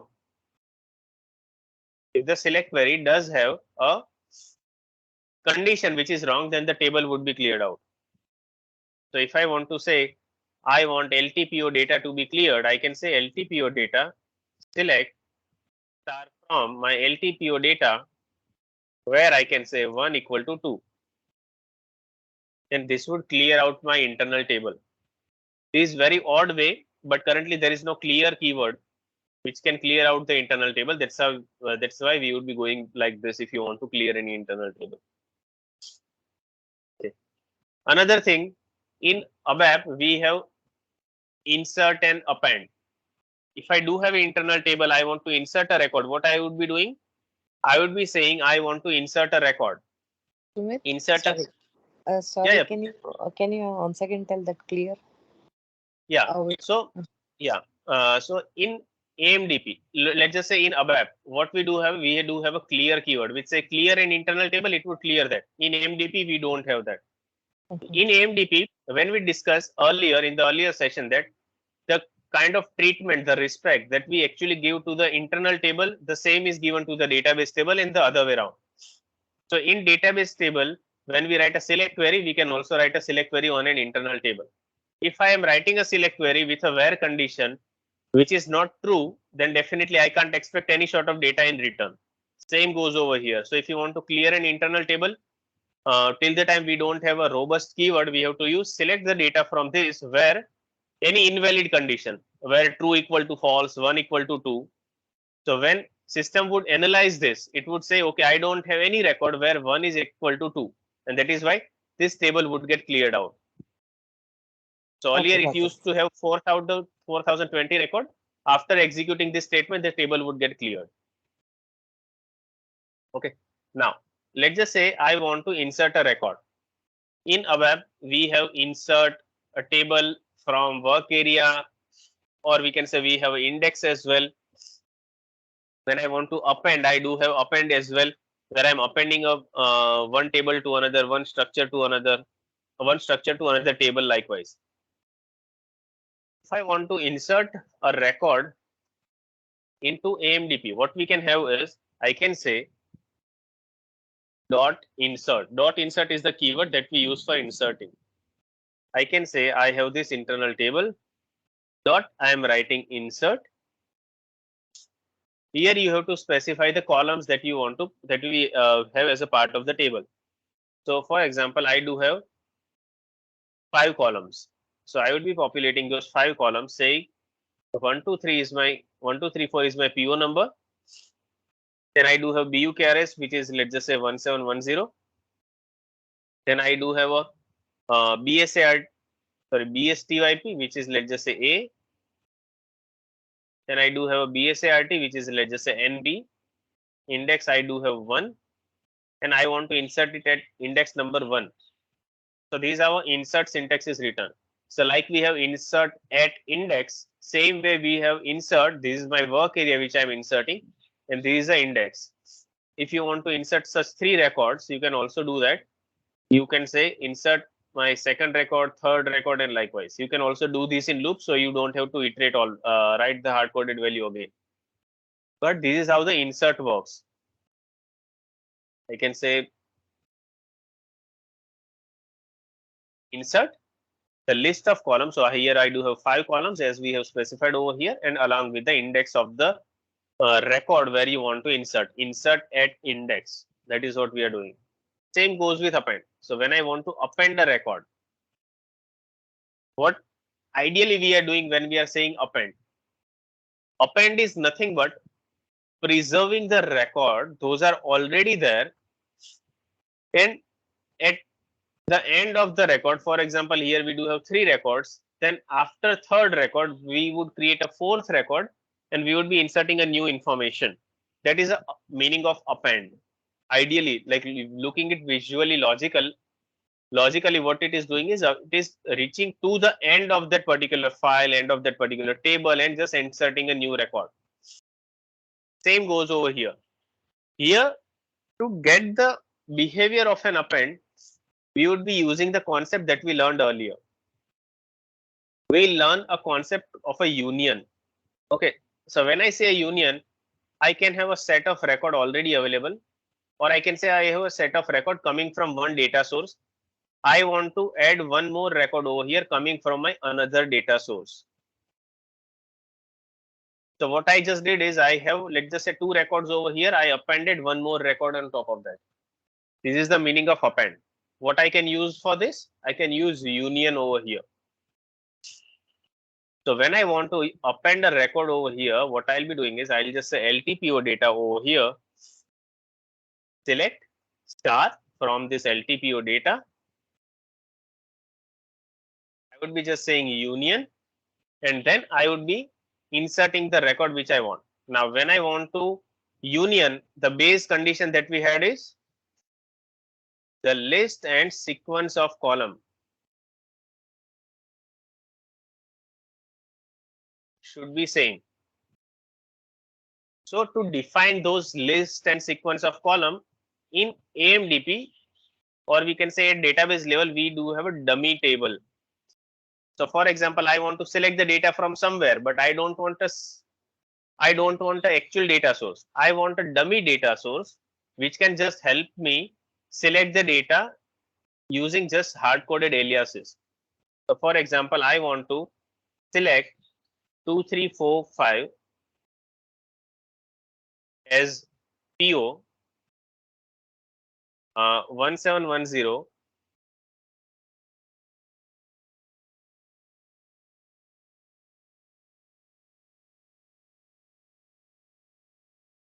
as BUKRS, A as BSTYP, NM as BSART, and for example 5, let's just say, as IDX. Now I don't know from where actually I can select the data. For that we do have a system schema.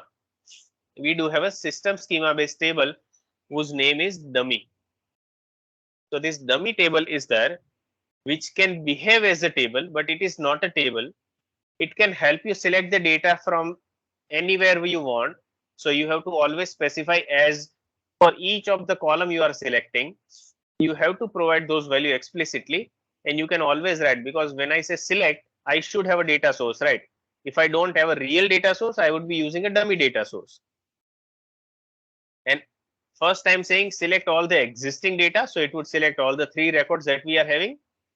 On top of that, it would unioning, it would appending the new record, and this is the new record that I can expect.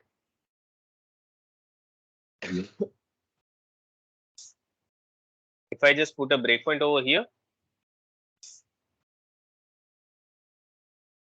I'll just say execute this.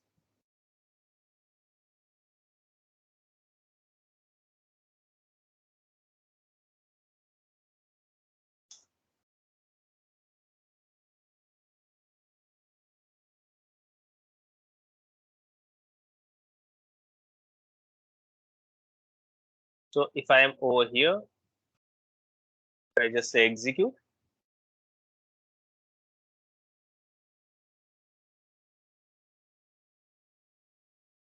Here,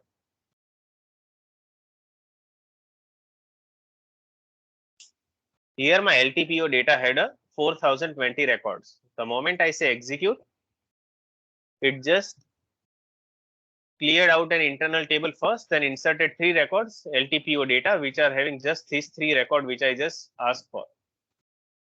The moment I am saying append new records on top of that, it is appending one more record after this, because I just say union. So it will get the record which were there initially, union any sort of record on top of that.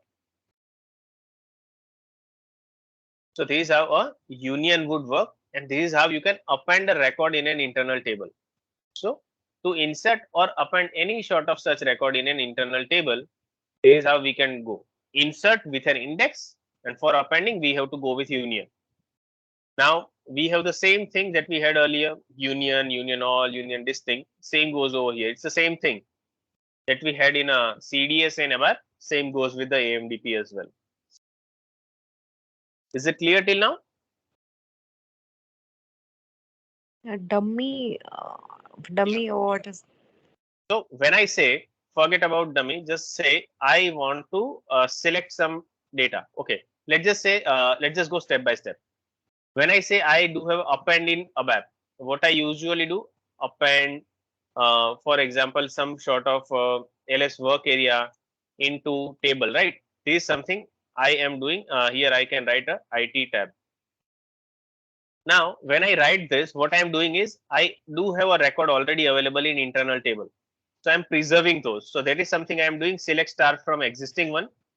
Union, it means I'm appending a record on top of that. For me to append any record, I would need a work area, I would need a data source. But I don't have a real data source because I want to pass the hard coded value. So what we can do over here is we can select the data from somewhere. And for selecting the data from somewhere, what is the syntax? Select the ABC column from somewhere. Now, if I don't have a real table, AMDP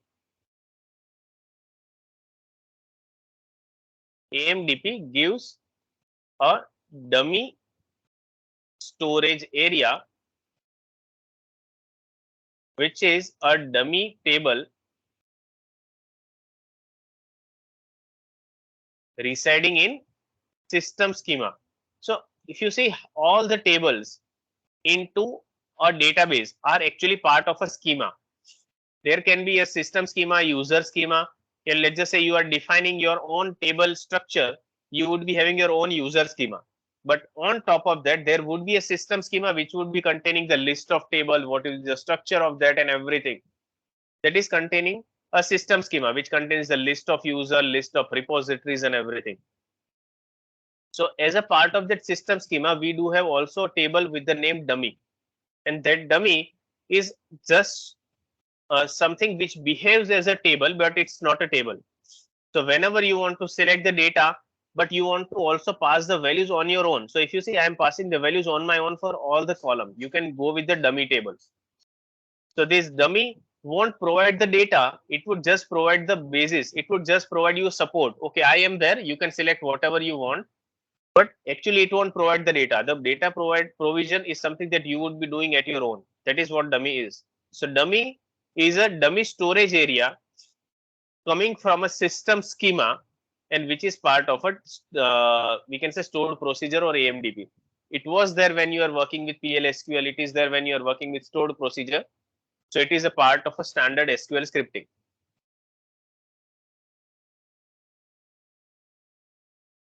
Making Yeah. it a bit clear, Yeah. when actually Got we can use it whenever we want to give a dummy storage area at that particular point in time, you can go with dummy. okay. Because I can't say get the data from LTPO data, because that is Mm. not my data source. Yeah, correct. Like if you want to pass some hard coded value Yeah. for table. So Okay. okay. So many a time what would happen is, if you want to fill a range information or something in a ABAP that we used to fill, we used to create a work area. That work area was very simple because we were creating a variable, assigning the value directly to that. But as I mentioned, in AMDP we can't have a work area. We can't have a work area or structure. So what can help us? In AMDP, I can't have a structure or work area. So what can help us? The dummy is something that can help us creating that work area in memory for some time. Okay. So this is how I can have all the operations that we used to perform on internal table. We can also perform on a internal table in AMDP. Earlier we used to perform it in a internal table on ABAP. But the best thing over here is, as we are growing, if you see, we have n number of lines written over here, and still starting from the first line of execution till the last point in execution, I am 100% on the database layer. My control is not going back to the application server. Okay. So it is full database centric execution that we are doing. We are pushing down our execution to the database layer. Okay. Now, this particular portion that we just discussed was on the capability of an AMDP on performing all the operation on a read only mode. So we are just reading the data, performing all the operation which is just for selecting the information, manipulating it, and presenting it to the user in the form they are looking for. How about performing a database operation which is also updating something onto the database? So how I can perform the create, update, delete operation onto the database? That is something we want to see now. Okay. For that, let's just say I want to write one more method which would enable us writing any sort of operation which would help us performing the create, update, delete operation. When I say create, update, delete operation, I would be having a real database table. On that real database table, I would be performing the operations. So let's just say, let's just have a dummy table.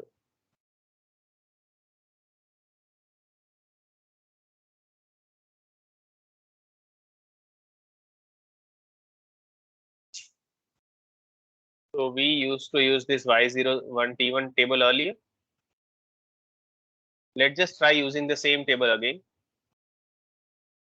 I want to use this table now. What we would be doing over here is, I want to perform some sort of operation. So I would be writing one more, I can say PO entry modification. And here we want to perform some sort of modification. What we do have a primary key. So let's just consider certain parameter as an input that we would be using for the operation. So it's a delivery ID, purchase order, and everything.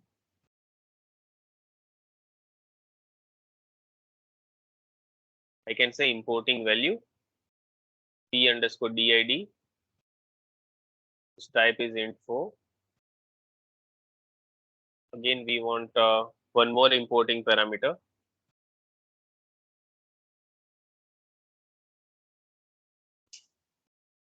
This type is EBLN. One more importing parameter, which is a company code, because we want to perform some operation, create, update, delete, anything based on company code as well. And we can expect the whole structure, whatever the table is containing, we want the whole information to be part of the output, just to see, okay, what is the position of the data after my operation is performed. I'm creating a table type of for that particular. So I'm saying, now what is the beauty of this particular AMDP is in the same editor, we are writing ABAP code on the top and SQL script on the bottom side. So in the same editor, we have two different languages that we are writing.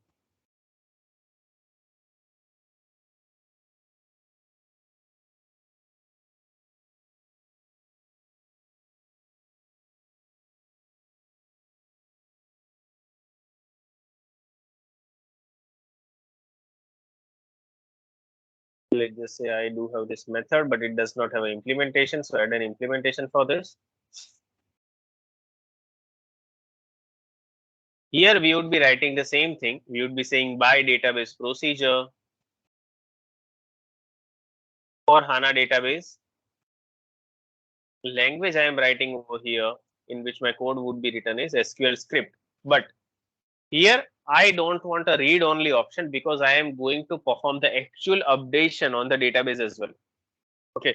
So it won't be a read only. Instead, there would be a create, update, delete also involved. After all the operation is performed, I am expecting that get the full data as output. I am saying TPO entry over here, select star from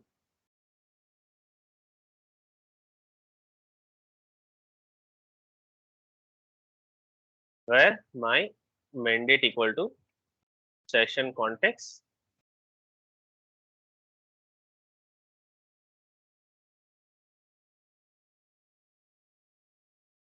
In this table which I am using, I have to specify it in a using again. So what we can expect is this method, whenever it would get executed, it would return all the data. On top of that, we would be performing some operation. Before that, let's just prepare the platform that we would be using for this. So I do have this method called PO entry modification. I am over here.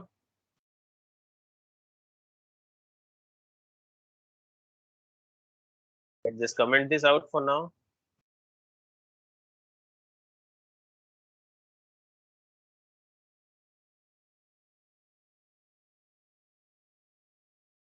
Here we do have PDID, PEBLN, PBUKRS,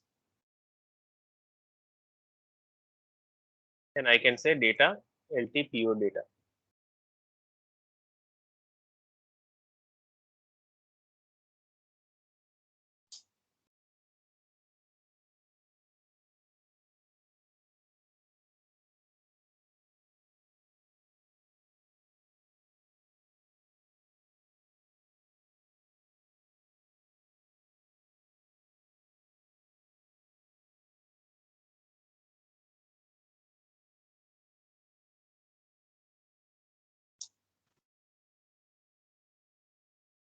I am saying just activate this syntax check, activate,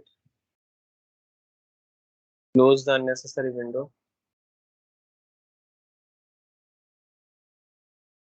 Execute this. And here I am saying, get me the data. And here, this is something that I can see that in my current table, this is how the data is looking alike. Okay. Now, what I want is, I want a new record to get inserted each time I am executing this method.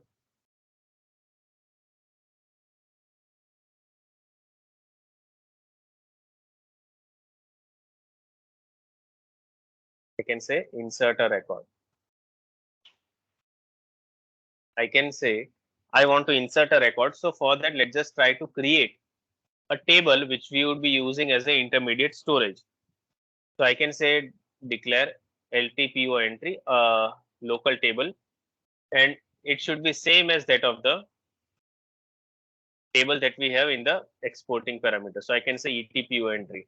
So I'm creating a table exactly same as that of the original table.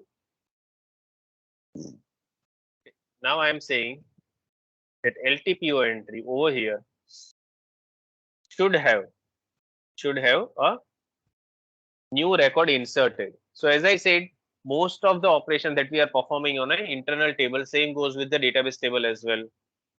But as we are performing it on an internal table, we are just saying, okay, insert. And how I can insert a record in a table?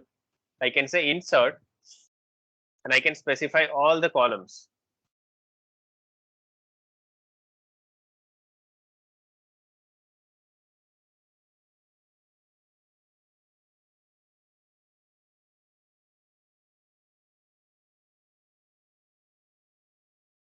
So for example, I want something of this sort, that my main date is 800. We would be first taking the hard-coded values, and then we would be making it a bit more dynamic. For example, I want to have, let's just say, 9 number.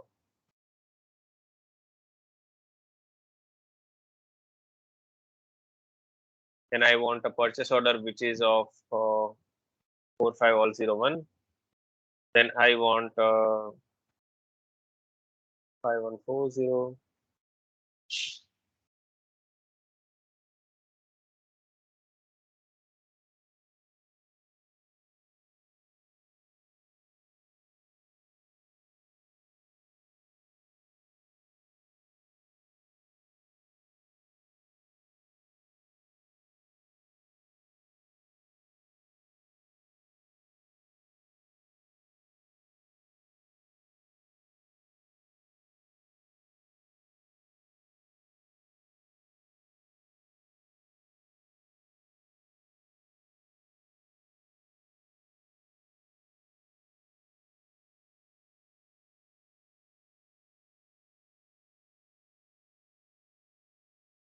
Okay. So we have just inserted this record, and I want it to be there at record number 1.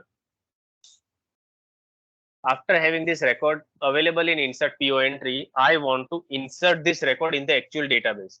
So currently where this record is lying, it is only there at internal table level. I want to insert a record. So what I'll be doing is, I'll be just saying insert into, we would be specifying where we want to insert the record. I'll be just saying at this on this database table, what would be my data source? It would be nothing but a internal table that we have. So we can say insert into this by select star from this LTPO entry. So this LTPO entry would become my data source, and I want that record to get inserted over here. Okay. So if I just say activate this,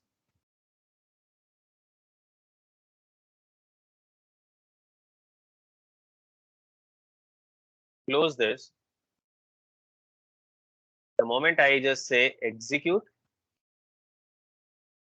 over here, you can see the 9 number of record is now inserted into the database. So we do have a new entry now in the database. But unfortunate thing is, if I say I do have a insert information over here, the next time when I start executing the same stuff over here, the issue would be that it would try inserting the record with the duplicate key, and I can expect an error. So let's just try making this information more dynamic. So I can say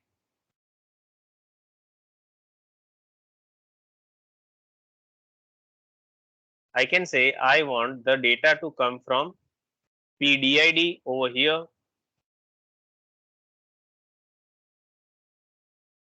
PEBLN,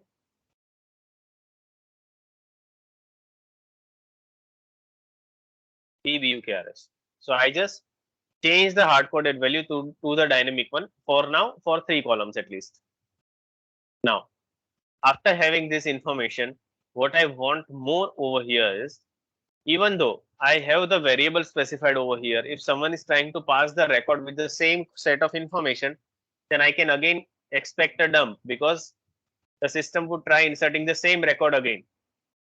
So like in ABAP, we do have a modify statement. Okay. So like in ABAP, we do have a modify statement. Same way here in ABAP, here in AMDP, we do have a upsert statement. So upsert is nothing but update plus insert.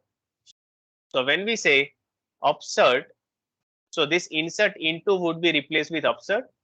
We would be writing rest of the things as we were writing it earlier. So when I say insert into, it would insert a record. But when I say upsert, it would check whether a particular record with the specified key already exists. If it already exists, it would just update the information if you are passing something new. And if not, if a record does not exist, it would insert a new record. So upsert is same as that of the modify in ABAP.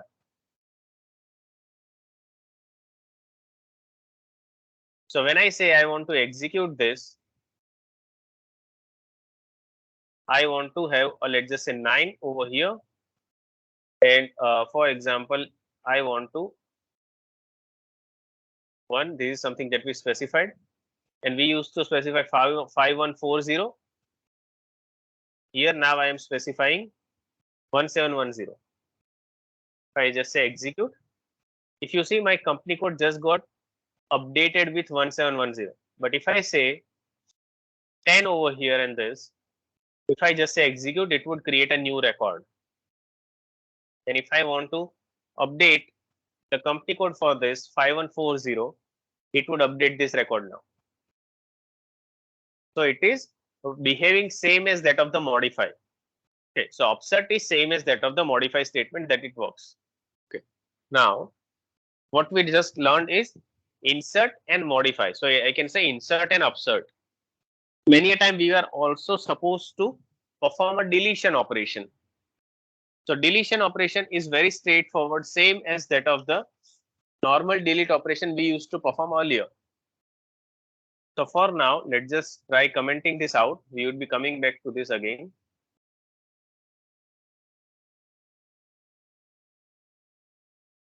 I can say delete from my table Y0T01, where I can say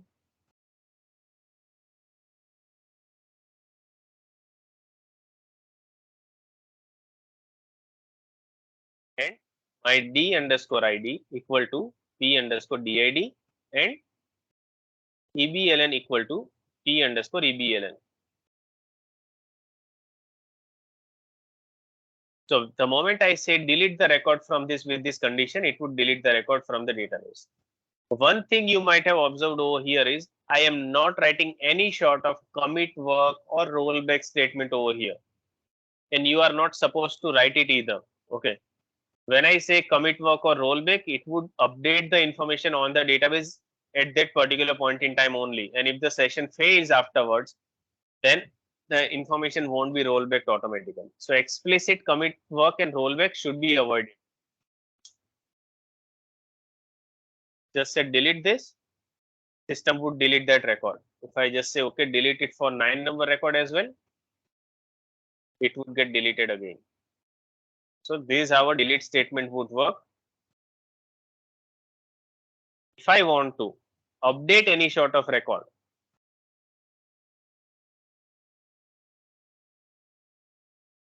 if I want to update any sort of record, it would also be the same way.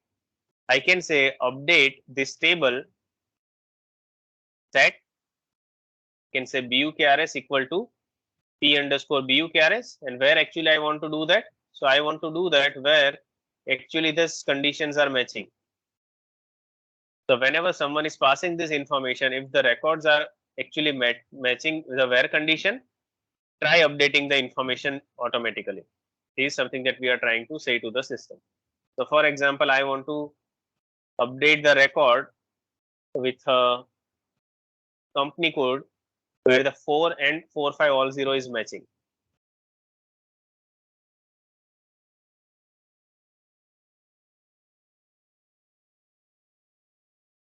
I can say 44500 and I want it to get updated with 1710. I just say execute. It would update the record with 4 and 4500 and it is now 1710, which is actually being shown over here. So the record would get updated onto the database when I'm going with the update statement. Okay. One thing you might have also observed over here is When I was saying insert, I inserted all the fields. When I was saying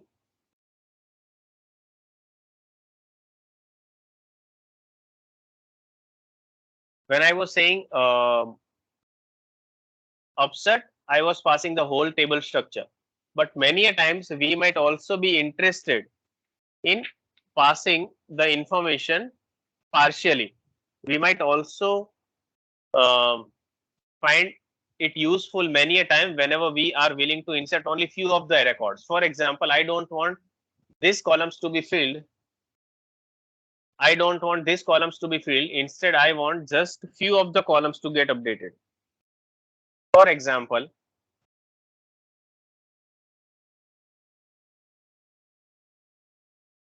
I can say insert only partial columns.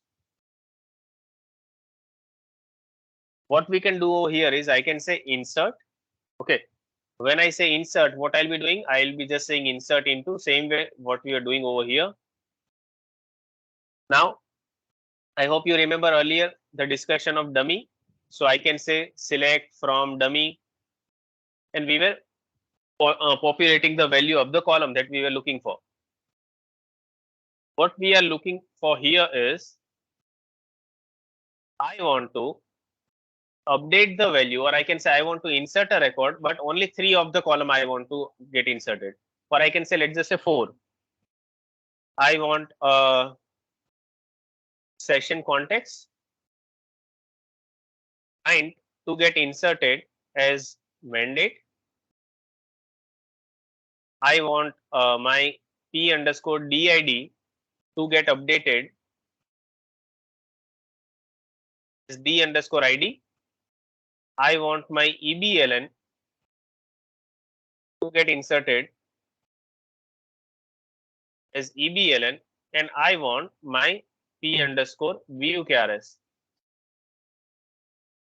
appended as vukrs. So these are the only column which I am currently willing to append. If I just put a cursor over here, what does the system says is not enough values. Okay. Why not enough values? Because my y0 10 0 t01 contains more than 10 columns, and here I am only passing the records, or we can say values, for only 4 of them, right? So either you have to provide the values for all of them, that is one of the option, or you can specify what all columns you want to populate the values for. So you have to specify mandate, d underscore id, ebln, and bukrs. I am providing values only for 4 columns, and you should only insert the records only in these 4 columns. The rest of the column I am not interested in. So there is something we can consider it as a partial insert. So there is a full insert, full update, upsert, I can say modified, delete and update, and a partial insert. The partial insert would update the information partially. I can say, for example, 10 is, and I'm saying 1710. The moment you say execute, it would insert the record only for this. Let's just say try one more thing.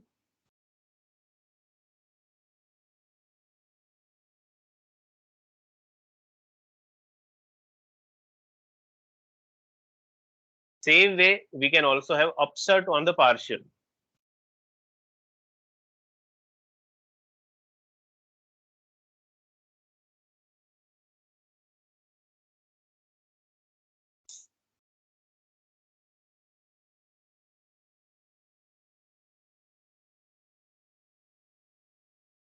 So here, if you see, only this column would get impacted, nothing else.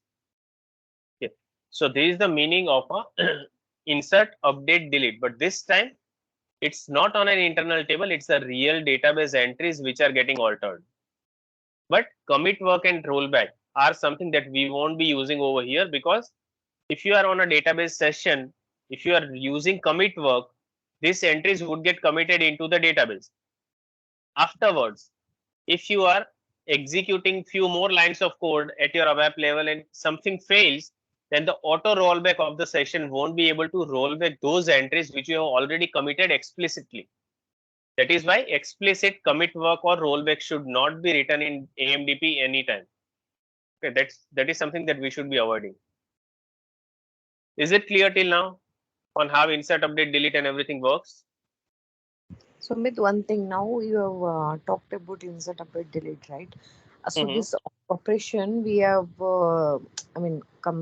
done through parameters like while we pass from the selection screen. So if you want something to update or delete by another table, Yeah, definitely we can do that. So if you see what I'm doing over here is I am updating or inserting an mm, entry from dummy, right? Now let's mm, just say I want that we will certain. take table. Instead of You that, can we say, can. yeah, exactly. You can write any sort of database source table that you can have over here, and you can Mm-hmm. write your logic. That is very much possible. That is fine. Like here from the table name, like any another internal table, we will write it. So instead of parameter, table name dot that field name we have to give it. Instead of parameter. So where Ah, actually you're talking about? there only in the up. So it's the same line where you Uh-huh. pass it. Before that, you are giving parameter, right? There. Mm-hmm. How Okay. we for only field name we will pass it from the table. So okay, so you are saying, for example, LTPO entry you have, and now Ah. you want to update it. So if you Mm, want to go by saying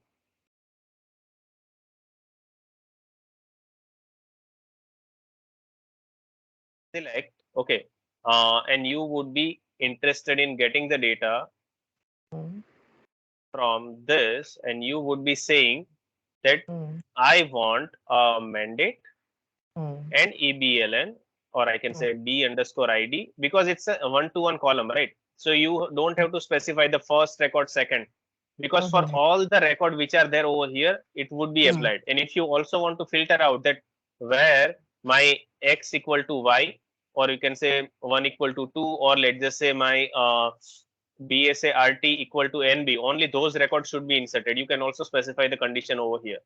But here this- you have to mm. just specify the column. Column of the table from where we get the data, LTPO entry. Exactly. Yeah, Okay. exactly. Either Mm. internal table or database table, wherever you are getting the entries from. Okay, fine. Yeah. Okay. So this is something that would be very useful going forward. So what we are left over here is that we said we would be considering it in the upcoming session. So we have the case statement that is same as that of what we did earlier, but we would be covering in this AMDP as well. So these are the three topics that we are left with, and that is something we would be covering in the upcoming session, along with the parallel processing and fuzzy search and AMDP bodies we would be seeing in the upcoming session. So these are the things that we covered. I hope we all are clear. Just try giving hands-on, then it would be more clear going forward. And these are the topics that we would be covering in the upcoming session. So there is it we do have for this session now. Okay. I hope. Yeah. Okay. This is clear. One doubt. I mean, like initially I asked for the Eclipse installation, right? So Mhm. once I download that, I can follow the steps which you have mentioned, right? Exactly. Once you have downloaded that, you can go in help, install new software. I In the mean that. install news, yeah, Your exactly. The same, exactly, yeah. Same so step only you just try uh, following. okay, only that installation of Eclipse is enough. No other download is needed, right? So the version which I can see which you downloaded has a Mm, JDK. So if your Eclipse is opening after installation, if it mm, means your system has a Java development kit. The JDK is required for Eclipse to work, not mm. ADT, but even for Eclipse to work, Java development kit JDK is required. So if you are facing any issue with the Eclipse, you have to install JDK. But 99% that is now coming as a combo. You whenever you install Okay. Eclipse, JDK would also be there. So I don't think you would need that explicit installation, but you just Okay. try it out. Okay. Otherwise, you would get a clear error that JDK is missing, Java runtime environment is missing. Then you have to install that. Okay. Fine. Yeah. So next week Okay. we will be having only one day last Yeah, session, or yeah. That would be on Saturday. We would be having our last session. okay. So if we have any doubt further, can we contact in the WhatsApp, right? Yeah, definitely. We would have that WhatsApp group alive. Try Mm-hmm. posting the queries that you have on the WhatsApp group. So Mm-hmm. we would have a larger audience who can also have those things, because many a time what happens is after sessions you might get some project work, your Mhm. colleague might also have got it that earlier or might not have.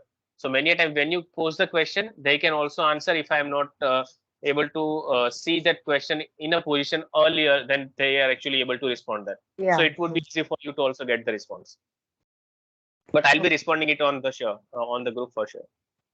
Yeah. Like one thing I asked that day, like in the logo for the HTML one. So that is So. a kind of one thing is core ABAP. Second thing is that is achievable. All you have to do is, as I mentioned, the CLBCS class that you do have, it has a Mhm. HTML content. Now, in that HTML content, you have to pass some HTML code. So you have to break down the your research, because I am kind of bit occupied with project work, so I was Yeah, not sure, able to sure. do that. But But what whether you if. can do is, yeah, yeah, Uh-huh. it is possible practically. What you can do is you can generate a HTML code in a separate HTML file where your Mhm. logo is visible as you are willing to have. Copy that Ah, HTML code in the debugging mode directly into your HTML internal table that you are generating, and the same behavior we should be able to replicate over there. I mean, you were One saying like we have to copy in some HTML for file, right? exactly, yeah. So it is I total. actually, yeah, I am following the same process actually in our project.